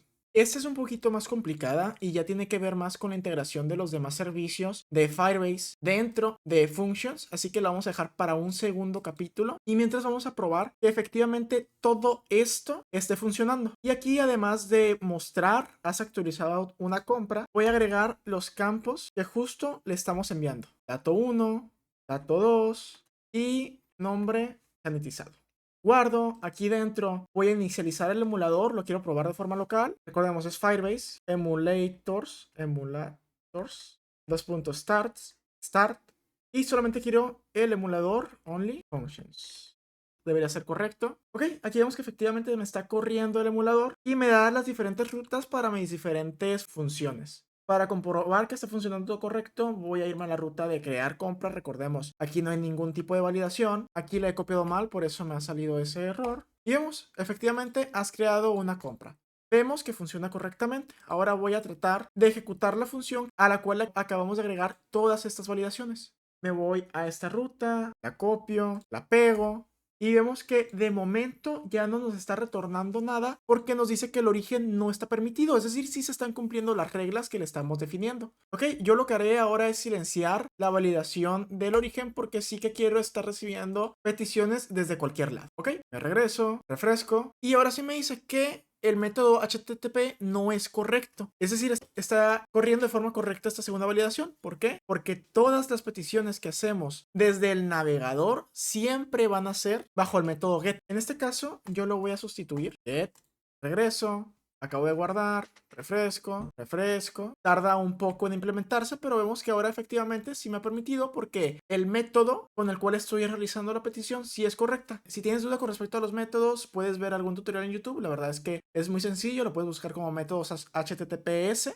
Pero en resumen es la forma, son los verbos con los cuales nosotros enviamos la información. Ok, ahora me está mostrando la validación de que los datos no son válidos. ¿Por qué? Yo no le estoy enviando ningún tipo de información. Muy bien, para eso me voy a regresar. Voy a regresar al método post. Y para poder probar realmente esto, lo que haré es irme a las extensiones y buscar una extensión muy potente llamada Thunder Client. La voy a instalar, confío y la instalo. Y esto lo que me va a brindar es un simulador, aquí me lo acaba de crear, para crear peticiones. Ok, aquí arriba acabo de agregar la ruta en donde quiero hacer mis pruebas. Aquí voy a cambiar el método por post. Y le voy a agregar en el body la información que estoy solicitando aquí mismo. El dato 1, dato 2 y el nombre. Ahora, dato 1, esto se trata de un JSON, así que lo tengo que compartir de esa forma. Va a ser 1. Una coma, todo esto debe estar entre llaves. Lo copio, lo pego, dato 2. Y por último, el nombre. Nombre, puntos, Miguel. Y listo. Ahora voy a enviar la petición y me dice que efectivamente sí he podido actualizar la compra, he ejecutado, he llegado hasta esta parte del código. Solo no me ha mostrado estos datos. Y esto ha sucedido porque realmente esto lo vi como un console.log, pero en realidad únicamente admite, simplemente retorna un parámetro. Para solucionar esto, lo que haré es utilizar las comillas invertidas y lo voy a convertir en un string un poquito más jugosito. Esta sintaxis lo que me permite es combinar código JavaScript con un string. Guardo. Recordemos, va a tardar un rato en ejecutar los cambios, pero voy a ir probando. Y vemos, efectivamente, ahora sí que me está mostrando todos los datos que yo le estoy pasando.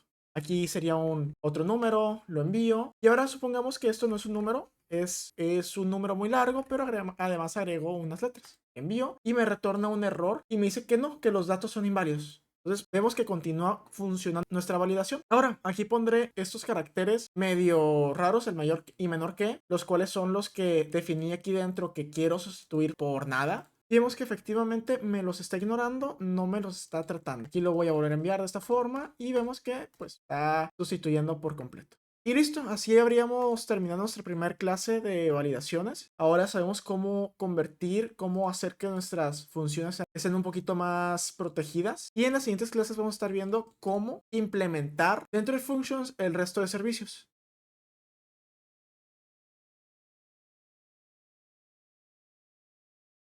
Hola, en esta clase lo que haremos será implementar out y Firebase a nuestras funciones, a nuestro proyecto de Functions. Ok, para ello es bastante sencillo. Aquí voy a agregar out porque será lo primero que haremos. Y lo que necesitamos para verificar que el usuario efectivamente está iniciando sesión, está autentificado correctamente, es su token. ¿Y cómo lo obtenemos? Bueno, esa información lo vamos a recibir en el request. Recordemos, el request es todo lo que nos envía el cliente para poder satisfacer, para poder completar su petición. Entonces aquí voy a definir una constante llamada const autorización.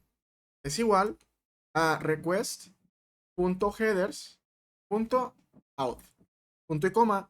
Muy bien, recordemos que esta información nosotros se la pasamos directamente desde el cliente, no es algo de forma automática. Por ejemplo, nos vamos a Thunder Client, nos vamos a nueva petición o a la que ya teníamos y aquí vemos que tenemos un parámetro llamado headers en el cual podemos ir agregando esta información. Ok, me regreso. Ahora, si esto aquí no existe, if autorización no existe, entonces ya que directamente me retorna un error, response.status 401.send.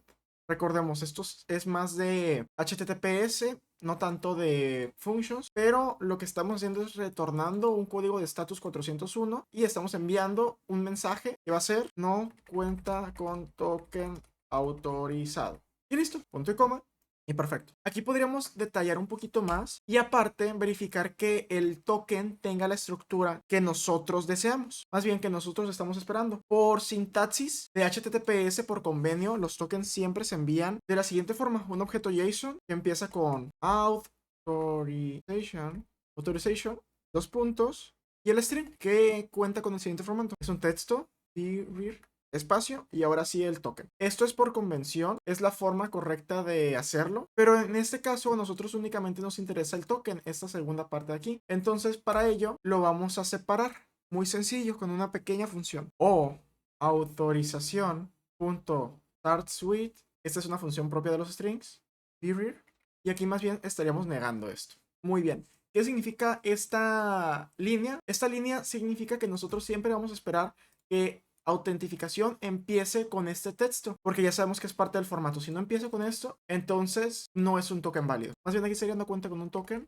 válido. Listo. Entonces ya agregamos una primera validación y ya nosotros sabiendo que efectivamente existe y tiene este formato, podemos hacer lo siguiente. Podemos crear una constante llamado id token, el cual va a ser el puro token. Y para ello vamos a utilizar la siguiente función. Es muy similar a esta. Autorización, punto split. Esta es otra función propia de JavaScript. Le pasamos qué es lo que queremos usar para partir el string. Esto nos va a retornar un arreglo Y le voy a decir que únicamente quiero quedarme con lo que se encuentra en la posición 1 del arreglo, una vez separa el string mediante esta condición. Igual no te preocupes si se ve un poquito complicado, esto no es de functions, esto es de JavaScript. Ya una vez tenemos separado el token, ahora sí nos toca verificar que ese token exista, o más bien sea un token válido dentro de auth. Y para ello, primero debemos inicializar auth en el proyecto. ¿Y cómo lo hacemos? Bueno, si nos vamos al proyecto principal, vemos que tenemos un archivo llamado firebase.js donde estamos importando el auth, el Firestore y demás información. Bueno, esta es nuestra forma de inicializar los servicios de Firestore dentro del cliente. Ahora los queremos inicializar en functions. Recordemos, es un entorno totalmente diferente. Este se ejecuta desde los servidores de Firebase y esto se ejecuta desde el cliente. Entonces voy a crear un archivo llamado firebase-admin.js. El nombre es arbitrario, yo lo puse así porque es fácil de distinguir. Y aquí dentro voy a importar initializeApp de Firebase Admin y también voy a importar application default igual de Firebase Admin. Y esto sería más bien aquí. Y ya, listo. Es de Firebase Admin/app. Importante utilizar este. Y también voy a importar getAuth de Firebase Admin Auth. No Firebase-auth, Firebase Admin Auth. Listo. Ahora me regreso al código que ya tenía y vemos que ¿qué hago aquí? Aquí estoy inicializando la aplicación. Bueno, aquí tengo mis configuraciones iniciales y ya ahora sí debajo lo inicializo. Me voy a regresar y resulta que yo no tengo que agregar mis configuraciones iniciales porque como el servicio de functions ya sabe cuáles son esas credenciales, no es necesario decírselas de forma explícita. Más bien simplemente se las tenemos que compartir. Entonces definimos la constante app, lo cual va a ser igual a la función initializeApp. Y dentro le vamos a poner un objeto que va a tener la llave credenciales, que va a contener la propiedad application default y entre paréntesis. Y ya, así de sencillo. Esta parte del código lo que va a hacer es ir a buscar las credenciales que necesite. Es decir, en lugar de definírselas nosotros de forma explícita como lo hicimos en firebase.js, no, nosotros más bien se las definimos de forma implícita mediante esta función. Y ahora que sigue, pues definir el getOut. Const auth es igual a getOut y dentro ponemos el app. Punto y coma. Listo. Y aquí más bien sería un export para poder utilizar en cualquier parte del código dentro de functions. Coma, doy un enter y aquí simplemente dejo tabulado como a mí me gusta. Y ahora sí, yo puedo utilizar este auth, que recordemos es la forma de conectarnos con nuestro servicio de autentificación en nuestra carpeta functions. Me voy nuevamente a donde estábamos trabajando, que era, me parece que en compras, no era en pagos. Sí, era en compras, perdón. Leer compra por ID, actualizar compra. Y ahora sí, aquí voy a establecer una comunicación con auth y le voy a compartir el ID token que me está compartiendo el cliente directamente. Esto va a estar dentro de un try porque como vamos a tener comunicación externa con algo del código, en este caso los servicios de auth, tenemos que poder soportar errores y también poder soportar sincronía. Así que por eso también vamos a establecer esta función como asíncrona. Try catch, error, y aquí dentro un console.log error, punto y coma, y dentro voy a poner lo siguiente: const de code token va a ser igual a una wait. Aquí vamos a importar el auth. Este auth es el que nosotros ya definimos en Firebase Admin. Simplemente hay que tener cuidado porque puede tratar de importar el auth de este otro proyecto o cualquier otro, pero no. Hay que verificar que sí sea el auth que nos encontramos acá. También le puedes cambiar el nombre, si te es más sencillo, a auth admin. Bueno, auth admin. Y ya no estaríamos teniendo problemas con los nombres repetidos, pero yo lo voy a dejar así. Ok, y dentro de este auth podemos utilizar esto, un punto verify if y the token. Se trata de una función propia de auth, la cual nos permite verificar que el token sea correcto. Eso se va a comunicar directamente con los servicios de auth, por eso tenemos que utilizar el await, porque va a ser algo que va a tardar, no se va a retornar de forma automática. Ok, y si el verify funciona, lo que nos va a retornar es la información del usuario. Esos datos que recordemos es el UID, el email, si el email fue verificado, que creo recordar que se llamaba email-verify. Creo que sí era. El número de teléfono, number, el display name y demás. En este caso, para la lógica de mi implicación, lo único que me interesaría sería recuperar el ID. Entonces, aquí pongo un const UID es igual de code token.uid. Y listo, aquí ya podría estar trabajando el IDE de la forma en la que a mí me plazca. Podría impregnarlo, por ejemplo, en un documento de Firebase, o podría estar consultando cierta información de este UID en específico, o hacer la lógica que yo quiera. El Verify ID token, para que te quede más claro, lo que hace es validar que el token sea válido, es decir, efectivamente haya sido emitido por Firebase, que este token no haya expirado. Recordemos, los tokens expiran cada hora de forma automática y se van renovando, que el token no haya sido revocado, es decir, que no se haya cerrado la sesión, y que el token pertenece a un usuario autentificado. Es decir, que sí existe el usuario dentro de nuestro servicio. Y aquí me da error porque lo escribí mal. Es más bien aquí dentro justo antes de iniciar, de declarar la función.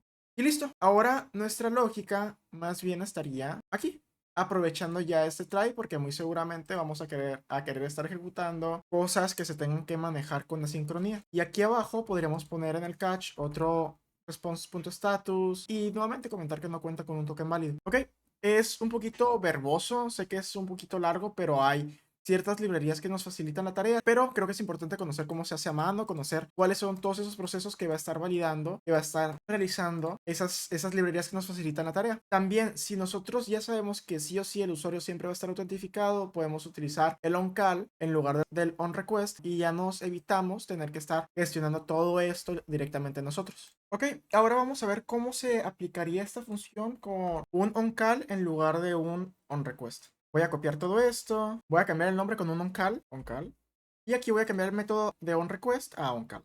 Listo. Muy bien, recordemos que en el onCall nosotros únicamente tenemos la request, no tenemos el response, porque lo que hacemos es retornar directamente con un return. Aquí voy a eliminar todo esto. Lo primero que vamos a hacer es definir una constante con el auth, el cual lo vamos a jalar de request.auth, de coma, y lo mismo con la data. A grandes rasgos, esto es lo que contiene el request, un objeto auth y un objeto data. El auth es la información propia del usuario autentificado y la data es esa información que nosotros le enviamos extra para completar la función. Aquí agregaremos un if. Cuando out no exista, entonces quisiera retornar console.log return, y estaría comentando que ha habido un error porque el usuario no es autentificado, bla, bla, bla, bla, tal cual lo hicimos acá arriba. Y retornaríamos un null o indefinido o cualquier cosa para hacerle saber al cliente que no tuvo autorización. Y para nosotros saber el UID, simplemente definimos una variable llamada UID es igual a auth.uid. Y así de sencillo lo gestionamos todo, porque el onCall ya se encarga de gestionar que la comunicación sea segura y nos está pasando las credenciales reales que tiene el usuario.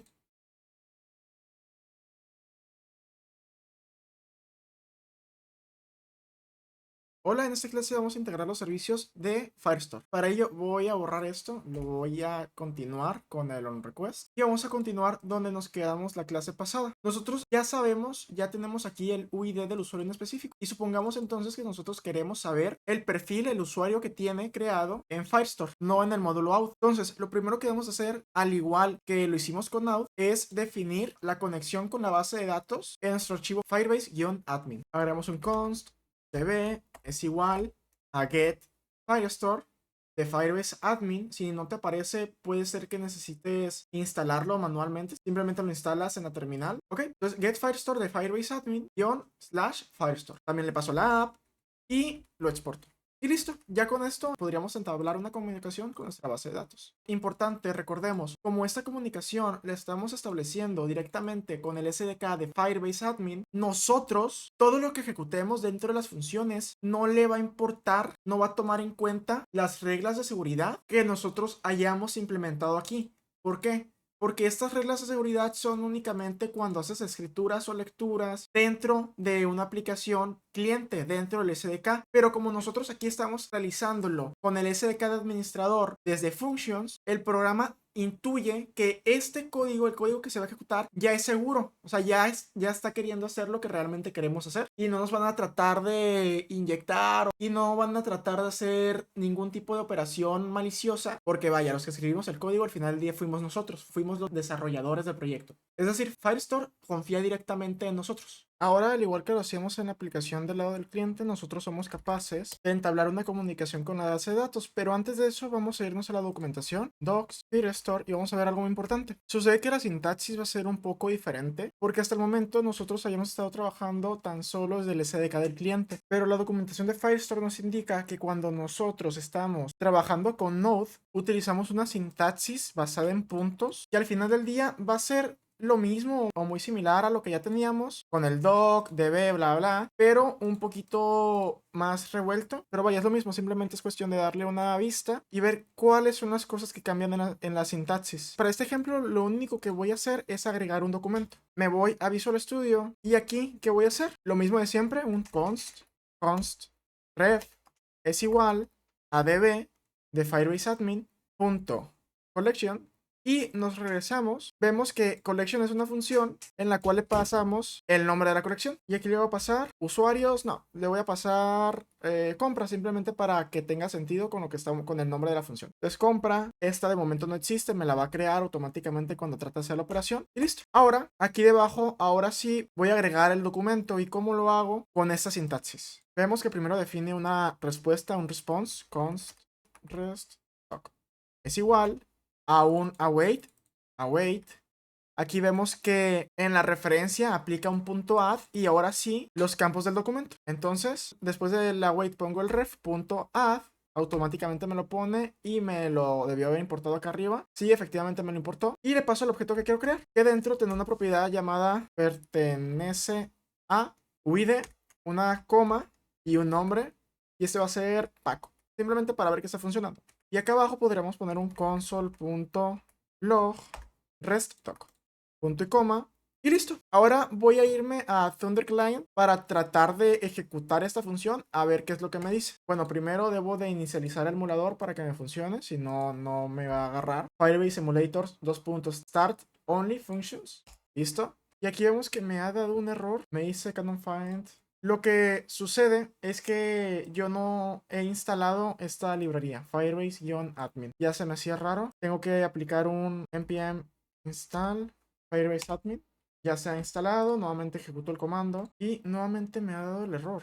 Aquí ya encontré el error. Sucede que no me agregó la terminación .js, no me la agregó de forma automática y por ello el emulador no estaba siendo capaz de encontrar la ruta. Entonces, ahora sí me regreso y ejecuto el emulador y ahora sí me retorna nuevamente la ruta. La voy a copiar, recordemos, actualizar compra es lo que hemos estado haciendo. Me voy a Thunder Client, aquí agrego la ruta y le pico enviar. ¿Y qué me comenta? Me dice que tenemos un error tipo 404, que no estoy autorizado. ¿Por qué? Porque no cuento con un token válido. Esto sucede porque no se lo estoy enviando en el header. Para que yo pueda enviarle el token, debería estar autentificado y esto se hace en la aplicación. Esto se hace del lado del cliente. Entonces, como de momento no lo puedo simular, lo voy a dejar para la siguiente clase. Lo que haré es eliminar esa parte del código. Me voy a actualizar compra y voy a eliminar la validación del método y simplemente voy a eliminar la validación de la autentificación. Y pues claramente esto ya no existe, esto ya no existe. Aunque el UID lo voy a dejar como este es mi UID. Y ya listo, ahora sí debería de estar funcionando, si no veo mal. Aquí voy a borrar esto.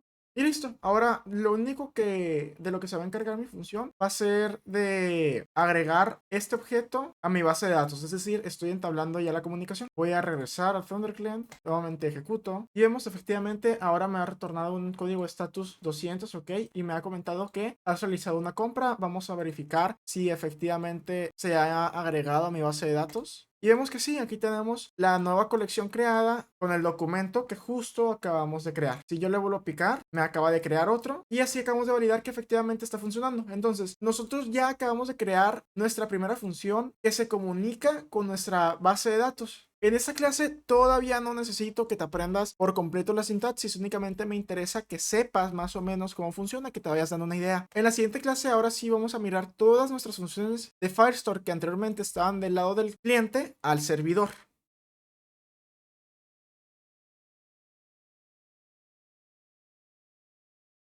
Hola, en esta clase lo que vamos a hacer es migrar todas esas funciones que hicimos que envían información a la base de datos que actualmente se ejecutan en el cliente a más bien funciones de Cloud Functions que van a ser llamadas desde el cliente. Es decir, estamos evitando que el cliente tenga interacción directa con los servicios de Firebase. Puede que en este ejemplo en concreto no tenga tanto sentido porque lo que el cliente está modificando es siempre lo que se encuentra dentro de la colección del documento con su mismo UID, es decir, su propio documento, pero igual vamos a verlo porque hay casos en donde sí tiene sentido, como ya hemos comentado antes, el ejemplo de una aplicación con administrador. Y para ello vamos a irnos a nuestra carpeta Firebase que está en el cliente, movimiento, y aquí vemos que tenemos todas las funciones. Estos son nuestros casos de uso. Ahora lo que vamos a hacer es irnos a Functions, casos de uso, y dentro yo he borrado todo lo que teníamos y he creado una nueva carpeta llamada movimientos. En esta nueva carpeta he puesto crear movimiento, obtener movimiento, editar movimiento y eliminar movimiento, tal y como lo habíamos estado haciendo antes. Simplemente,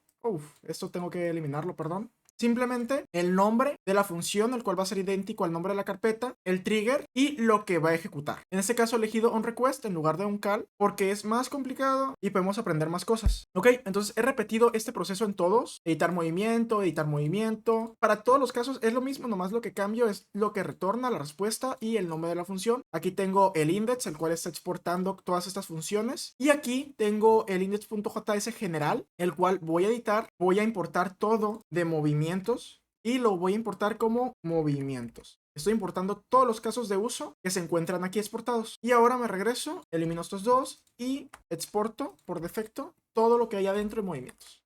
Recordemos, el comando es Firebase Emulators. Me va a decir que todo está bien, todo está funcionando, ya se han creado las funciones crear movimiento, editar movimiento, eliminar movimiento y obtener movimiento. Nuestro CRUD. Y si nosotros ahora las mandamos a llamar desde el navegador, vemos que sí funcionan y nos está retornando esto, movimiento creado. Más bien aquí tendría que refrescar. Ya.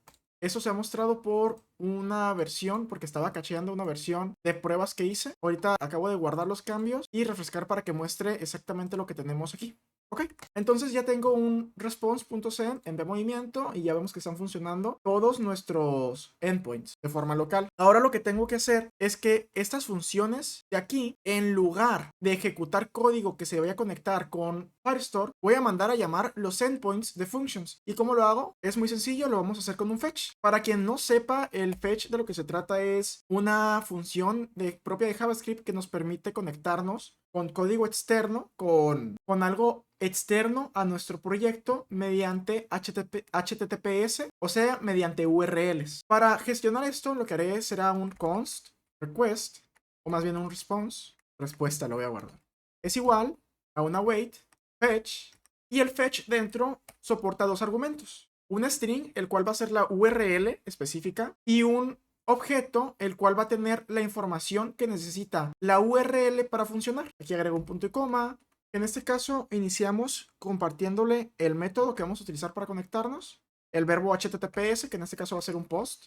Le agrego cabeceras, headers. Aquí le podría estar enviando mi token para que verifique que efectivamente soy el usuario que yo digo que soy. En este caso, tan solo le voy a compartir el content type, dos puntos, application, JSON, porque lo que quiero retornar es un JSON. Aquí una coma y finalmente un body, que este sí contiene toda la información, todas las variables que nosotros le queremos compartir. Algo importante que es necesario saber es que el fetch, o más bien el HTTPS, o más bien la forma en la que compartimos información en la web es mediante JSON, mediante texto plano. Es por ello que para nosotros poder enviar estos objetos, tenemos que escribir JSON.stringify. Y ahora sí, entre llaves le metemos el objeto que le queremos enviar. En este caso es movimiento, UID, y ya. Tendríamos nuestra primera conexión. Ahora abajo pondré un const data es igual a una await response, respuesta.json. Lo que estamos haciendo en esta línea es convertir la respuesta al formato que realmente debe tener y no al formato JSON y no al formato de texto plano. Y no quedarnos con el formato JSON con el formato de texto plano. Y aquí un console.log data. Punto y coma.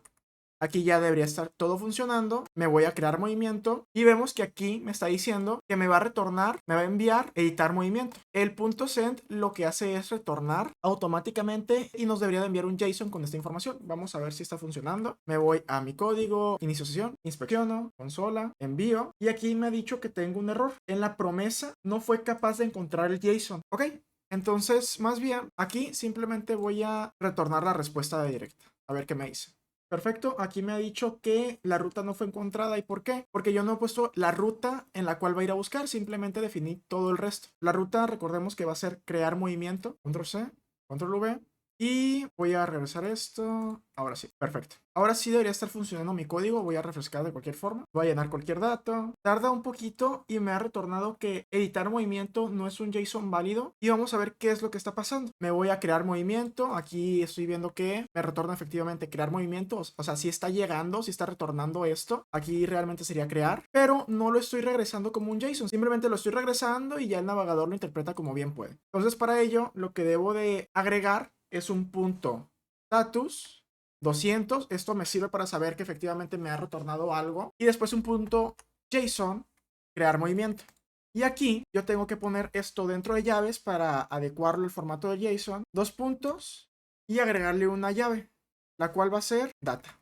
Me regreso a mi página, refresco y ahora sí me debería estar mostrando un JSON válido. Y vemos que efectivamente me está retornando el data crear movimiento. Es decir, ya sabemos que sí estoy entrando y sí estoy ejecutando esta función desde el servidor, por así decirlo. Entonces la comunicación ya está establecida. Lo único que tendríamos que hacer es sustituir esta ruta por la ruta real una vez ya despleguemos la aplicación. Ok, pero ahora tenemos que hacer que la ruta efectivamente haga lo que nosotros queremos. Ok, recordemos que nuestra función antes de que yo borrara todo, lo que hacía era esto. Le di control KC para formatear todo, para comentar todo el código. Podemos ver que primero creamos una referencia, decimos dónde lo queremos crear, después con el try intentamos escribir el documento, finalmente retornamos el ID y aquí tenemos un catch manejando el error. Ok, voy a copiar esto, lo voy a pegar aquí debajo para recordarlo, Alt-Shift-F para formatear el código y ahora voy a empezar a implementar toda esta lógica. Recordemos, la sintaxis es un poquito diferente cuando estamos trabajando con Node. Ya ha llegado la documentación y podemos ver aquí que para crear un documento con Node se utilizaba esta sintaxis que es con puntos. Entonces, primero inicio exactamente igual, creando una referencia, const referencia. Va a ser igual, db, la importo de Firebase admin, punto collection. Voy a definir en qué colección voy a ir a buscar. Punto collection, pongo el nombre, recordemos, se llama usuarios. Y ahora simplemente en lugar de tener una función donde puedo agregar todos los parámetros en orden, tengo que ir concatenando. Agrego otro punto, doc. Aquí agrego el nombre del documento, el cual va a ser el UID del usuario, UID, punto, colección. Y ahora nuevamente agrego movimientos. Aquí agrego un punto y coma. Y me está dando un error. ¿Por qué? Porque yo aún no tengo definido el UID. Ok, vamos a ir a movimiento, crear movimiento. Y vemos que aquí le estamos pasando nosotros el UID y el movimiento. ¿Dónde? En el body. Me regreso a crear movimiento. Entonces aquí tendría yo que definir un const UID, movimiento es igual al request.body. Punto y coma, y ya listo. Lo que estoy haciendo es sacar del request.body lo que yo he escrito, que es el UID y el movimiento. Voy a agregar una pequeña validación. If, si no existe UID o si no existe movimiento, que más bien aquí es, listo. Lo que quiero es que me retornes un error, un respond.status 400.json, error, no han llegado los datos necesarios. Y listo, ya acabamos de agregar una primera validación que se basa en los datos y en caso de que no existan, no va a continuar ejecutando, ¿ok? Ahora regreso, ya tengo la referencia y ahora ¿qué debo de hacer? Debo de subir el documento a Firestore. Para ello voy a utilizar un const docref es igual a una wait. Esto va a ser asíncrono, aquí también debería de agregar una sync. Referencia.add, ya no es addDoc, es .add y movimiento. Punto y coma.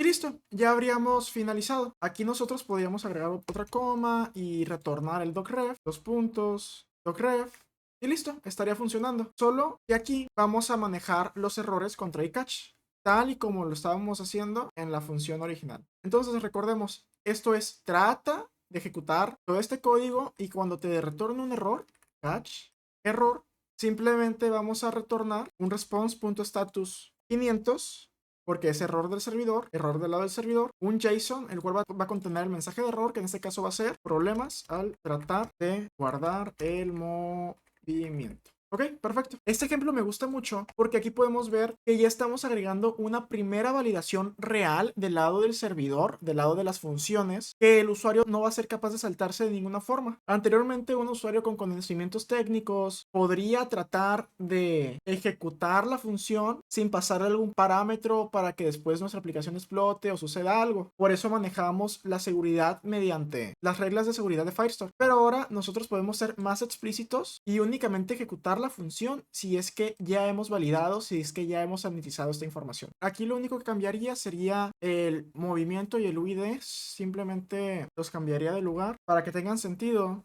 con el cómo los estoy enviando, más bien para que vayan en sintonía. Y aquí podría agregar otra validación, voy a copiar esta porque pues ya la tengo, validando el método HTTP de conexión. If request.method es diferente a post, entonces aquí definimos método correcto.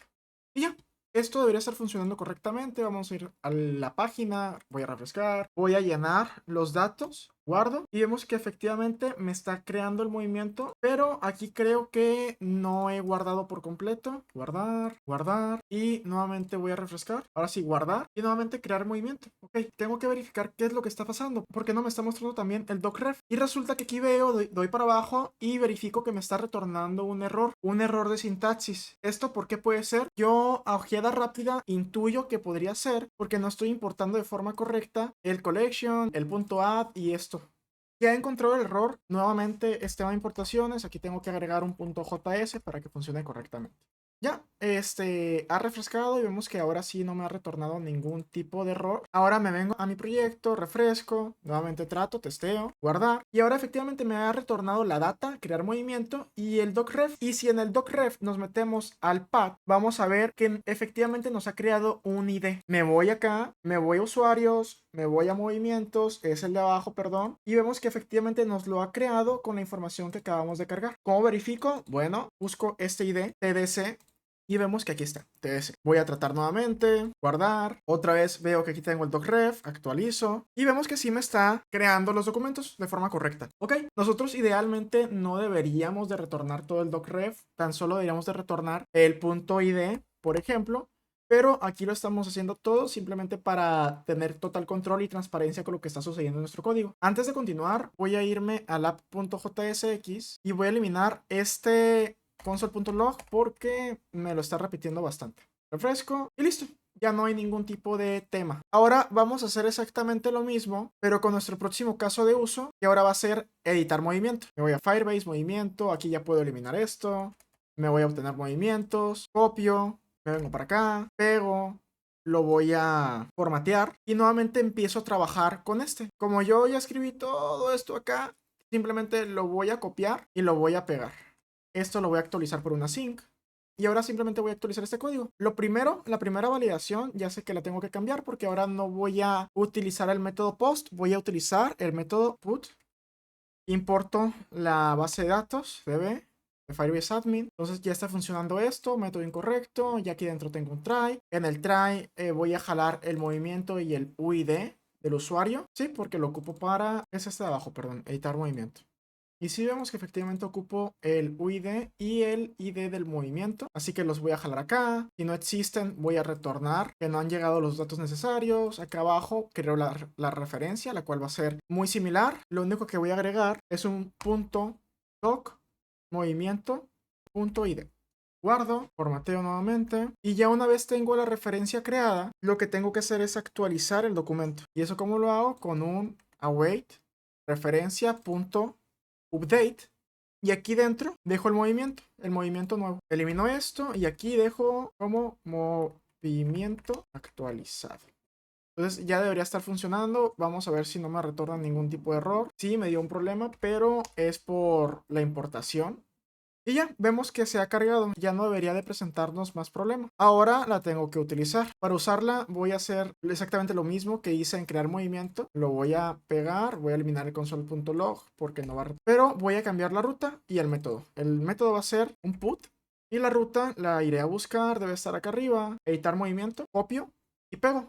Guardo, me voy al código, le doy clic a editar movimiento, test 24, ahora va a ser test 25, guardar cambios, me ha retornado movimiento actualizado, le doy clic a refrescar y vemos que efectivamente me ha actualizado a test 25. Hago más pequeño, ya hemos hecho estos dos, ahora me faltaría eliminar movimiento. Voy a copiar todo esto, menos lo de abajo, lo voy a pegar en eliminar movimiento, aquí cambio el nombre a eliminar movimiento. Este va a ser un método delete. Aquí también estoy obteniendo el movimiento y el UID del usuario, también se lo tengo que pasar. La referencia va a ser exactamente igual a la de editar, así que aquí faltaría agregar un punto doc, movimiento.id. En editar salía con un formato diferente porque me lo formateé de forma automática de esa forma cuando utilizo Alt Shift F. Lo voy a regresar para que sea más comprensible. Y finalmente aquí elimino el const docref porque no me va a retornar nada. Lo elimino de acá. Y la data va a ser movimiento eliminado.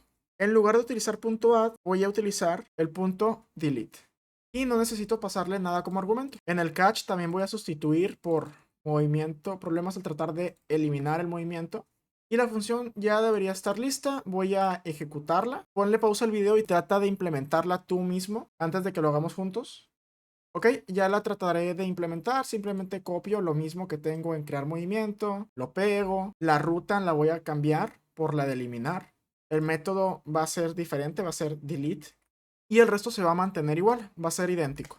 Guardo, regreso, le doy clic a eliminar, eliminar y aquí me retorna el objeto movimiento eliminado, me indica que sí se eliminó correctamente. De todas formas voy a refrescar y vemos que efectivamente ya no me regresa, ya no lo tengo. Si te diste cuenta, como que nos ha estado tardando un poquito más, no es tan directo en reaccionar como lo era anteriormente directamente comunicándonos con Firebase. Eso es porque recuerda que la primera vez que ejecutamos nosotros un endpoint tiene que salir del modo suspensión. Ahorita la segunda vez que le dimos clic a la función editar ha tardado muchísimo menos. Eliminar, perdón, ha tardado muchísimo menos. Actualizo y vemos que sí, efectivamente se ejecutó, sí se eliminó. Ya tan solo nos faltaría implementar la función para obtener movimientos. Me voy a ir a obtener movimientos dentro de los casos de uso. Más bien me voy a ir a crear movimiento. Voy a copiar todo esto, lo voy a pegar y vamos a ir trabajando. Primero aquí agrego una sync. Aquí el método que voy a utilizar va a ser un get. Cuando no se utiliza el método get, me va a retornar un error que es incorrecto. Un try. Ahora el try, lo único que le tengo que pasar es el UID. Ya no le tengo que pasar movimiento. Borro toda la referencia que había a movimiento anteriormente. Tengo que importar db. Aquí lo dejo como .json. La referencia como la copiamos de crear movimiento es correcta. Tengo que jalar todos los movimientos de la persona que contenga mi UID. Y aquí, al igual que en movimientos, tenemos que crear la query. Entonces, defino una constante llamada snapshot que va a ser igual a una wait referencia.get. Y listo, voy a obtener todo lo que viene de referencia. Recordemos que para poder ser tratada tenemos que ejecutar un mapeo, tenemos que tratar la data que realmente nos interesa, que sería const movimientos es igual snapshot.docs.map y una función flecha que me va a retornar el id, doc.id, una coma y el resto del doc.data. Y todo esto en realidad debe ir entre paréntesis desde acá, porque se trata de una función. Ok, y ahora elimino esto y más bien lo que voy a retornar va a ser movimientos. Aunque aquí tengo que verificar si lo que retorno data, correcto, así lo voy a dejar de momento. Ahora voy a copiar, llamar movimientos, lo voy a pegar aquí. Elimino esta primera parte porque tan solo le estoy compartiendo el UID. Y aquí abajo voy a retornar el return data.movimientos. Punto y coma, voy a subir esto para que se ejecute. Y finalmente voy a sustituir la URL por obtener movimientos. La pego, me vengo al código, refresco y vemos que me está retornando un error porque estoy utilizando el método incorrecto. Aquí debería ser get. Guardo, regreso. Ahora me dice que nuevamente tengo un error porque no tengo un body. Guardo, me voy a obtener movimientos. Aquí verifico qué es lo que está pasando. Y lo que sucede es que me da un error porque yo cuando utilizo un método get no puedo utilizar un body. Más bien tengo que utilizar una query. Esto es más por cómo funcionan los métodos HTTPS. Si conoces acerca de ellos, lo que te acabo de decir te habrá hecho sentido. Si no, no te preocupes. Únicamente debemos de modificar una parte muy pequeñita del código aquí, la cual en lugar de ir a buscar a body body va a buscar a query.uid. Aquí lo puedo eliminar para que sea menos verboso. Y en movimiento elimino el body y más bien lo voy a agregar acá arriba como un parámetro query, el cual funciona de esta forma. uid. Y para que esto funcione tengo que utilizar las otras comillas, las comillas invertidas. Pues aquí me está olvidando algo, es un signo de interrogación. Ok, lo que acabo de hacer es pasarle información a la consulta mediante la URL. Regreso y vemos que ahora efectivamente está funcionando de forma correcta. Le pico actualizar y me está retornando los datos tal y como los necesito. Esta clase fue sobre todo de JavaScript, de métodos de conexión con JavaScript. Si hay alguna parte que no entendiste, por ejemplo con esto de aquí, te recomiendo que veas algún video rápido en YouTube acerca de HTTPS para que conozcas más sobre los verbos y sobre cómo pasar un parámetro en la URL, y que también investigues un poquito más sobre la programación asíncrona y finalmente sobre el fetch. Nosotros lo estamos haciendo ahora mismo a mano todo, bueno, la mayoría, pero como comenté en clases pasadas, hay librerías que nos permiten gestionar todo esto de forma muchísimo más ágil y rápida. Sin embargo, sí es importante que conozcamos cómo funciona por dentro. Y listo, nosotros acabamos de migrar la comunicación que tenía nuestra aplicación anteriormente con Firebase del cliente a Cloud Functions, lo que nos permite hacer más validaciones, tratar la data de forma más compleja y no tener que depender siempre del cliente para ejecutar cierta parte del código. Con esta clase terminamos lo que es la introducción a Functions. Sé que fue un poco más complejo que los anteriores módulos, pero créeme, conociendo Node o conociendo JavaScript, ya conoces el 90% de Functions. Simplemente es descansar, recordar la sintaxis para que el día de mañana, cuando la vuelvas a ver, ya no te suena chino, ya no te parezca algo incomprensible. La siguiente clase ya va a ser sobre los límites y costos, pero vamos a retornar Functions cuando estemos creando nuestro primer proyecto real en uno de los módulos finales.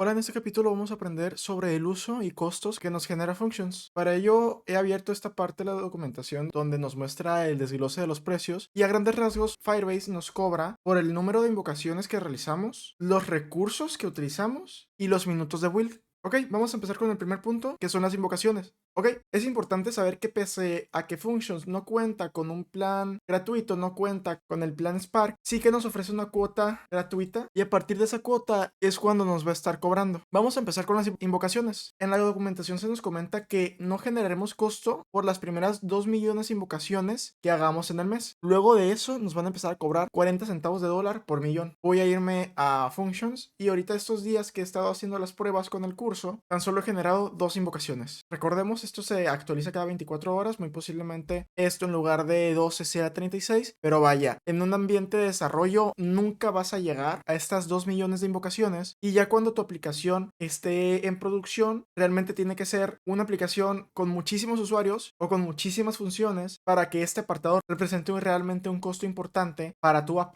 Igual, dejando en claro, una invocación es cada vez que tú mandas a llamar una función. Ok, ahora pasamos al uso de recursos como tal. El segundo apartado hace referencia a gigabytes segundo. Esto se refiere a los gigabytes de RAM que se utilizan en total al final del mes, y nos comenta que tenemos hasta 400.000 gigabytes segundos al mes, y ya luego se aplican los precios y tarifas de Google Cloud. Esto tendrías ya que checar tu región en específico, pero de cualquier forma, como podemos ver aquí, los costos no suelen ser muy excesivos. Ok, pero ¿a qué se refiere con gigabytes segundo? Recordemos que nosotros en nuestras funciones podemos aplicar ciertos recursos, entre ellos el uso de memoria. Recordemos que podíamos empezar en 128, 256, 512 megabytes, hasta 1 gigabyte o más. Lo que significa que esa aplicación va a utilizar esa cantidad de memoria por el tiempo que se esté ejecutando la función. Es decir, supongamos que tenemos una función que dura 1 segundo en ejecutarse y tiene asignado 1 gigabyte para su uso. Entonces nos estaría costando 1 gigabyte de estos 400. Ahora supongamos otro caso, tenemos una función que cuesta 512 megabytes el ejecutarla y se está ejecutando por 4 segundos. Entonces nos costaría 2 gigabytes de los 400 que tenemos en la cuota gratuita. Ya luego de excedernos nos estarían cobrando. Igual recordemos que de forma regular una función bien hecha no tarda tanto tiempo en ejecutarse, así que sí hay que estar pendientes de este aspecto, pero de cualquier forma tranquilo, que en desarrollo va a ser muy difícil que lleguemos a estos límites.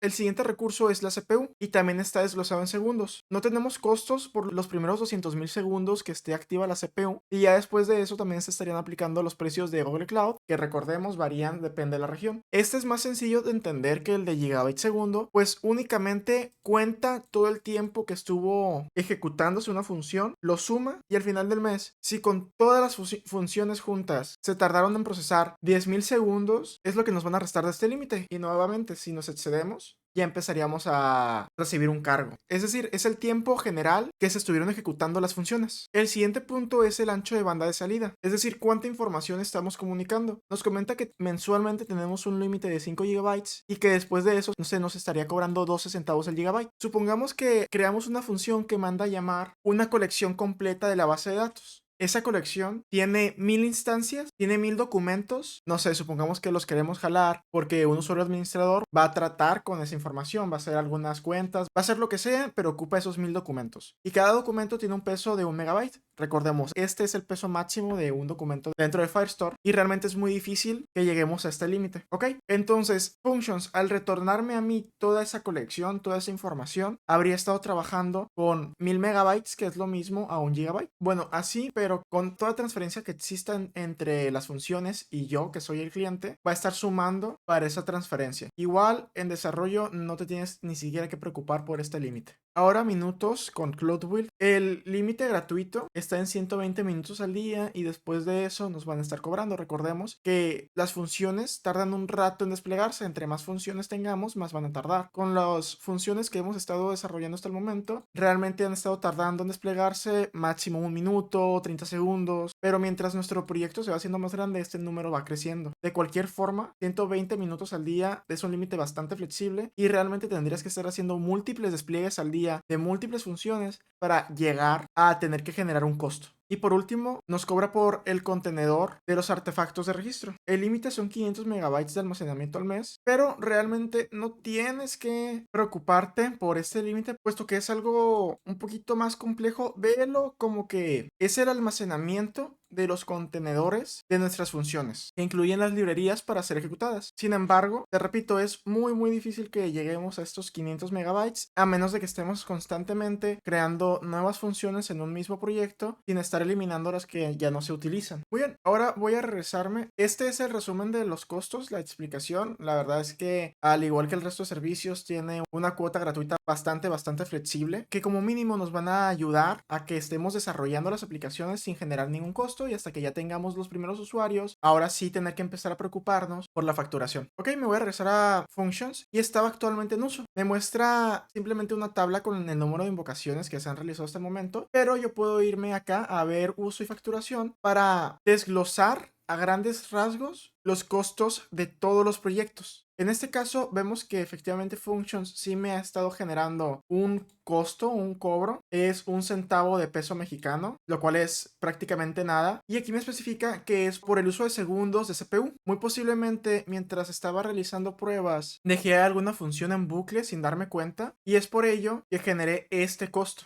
Sin embargo, como podemos ver, es algo ínfimo, es algo inapreciable. Otro posible motivo por el costo que me está generando, el costo mínimo de 1 centavo, podría tratarse del costo básico de una tarifa base por mantener las funciones activas en cualquier momento. Pero repito, de cualquier forma, esto no es algo de lo que te tengas que preocupar y muchísimo menos si es que la aplicación ya está teniendo usuarios reales activos. Simplemente debes estar pendiente del uso de tus funciones, verificar que no te excedas de las invocaciones, que no te excedas del almacenamiento o de las demás métricas facturables.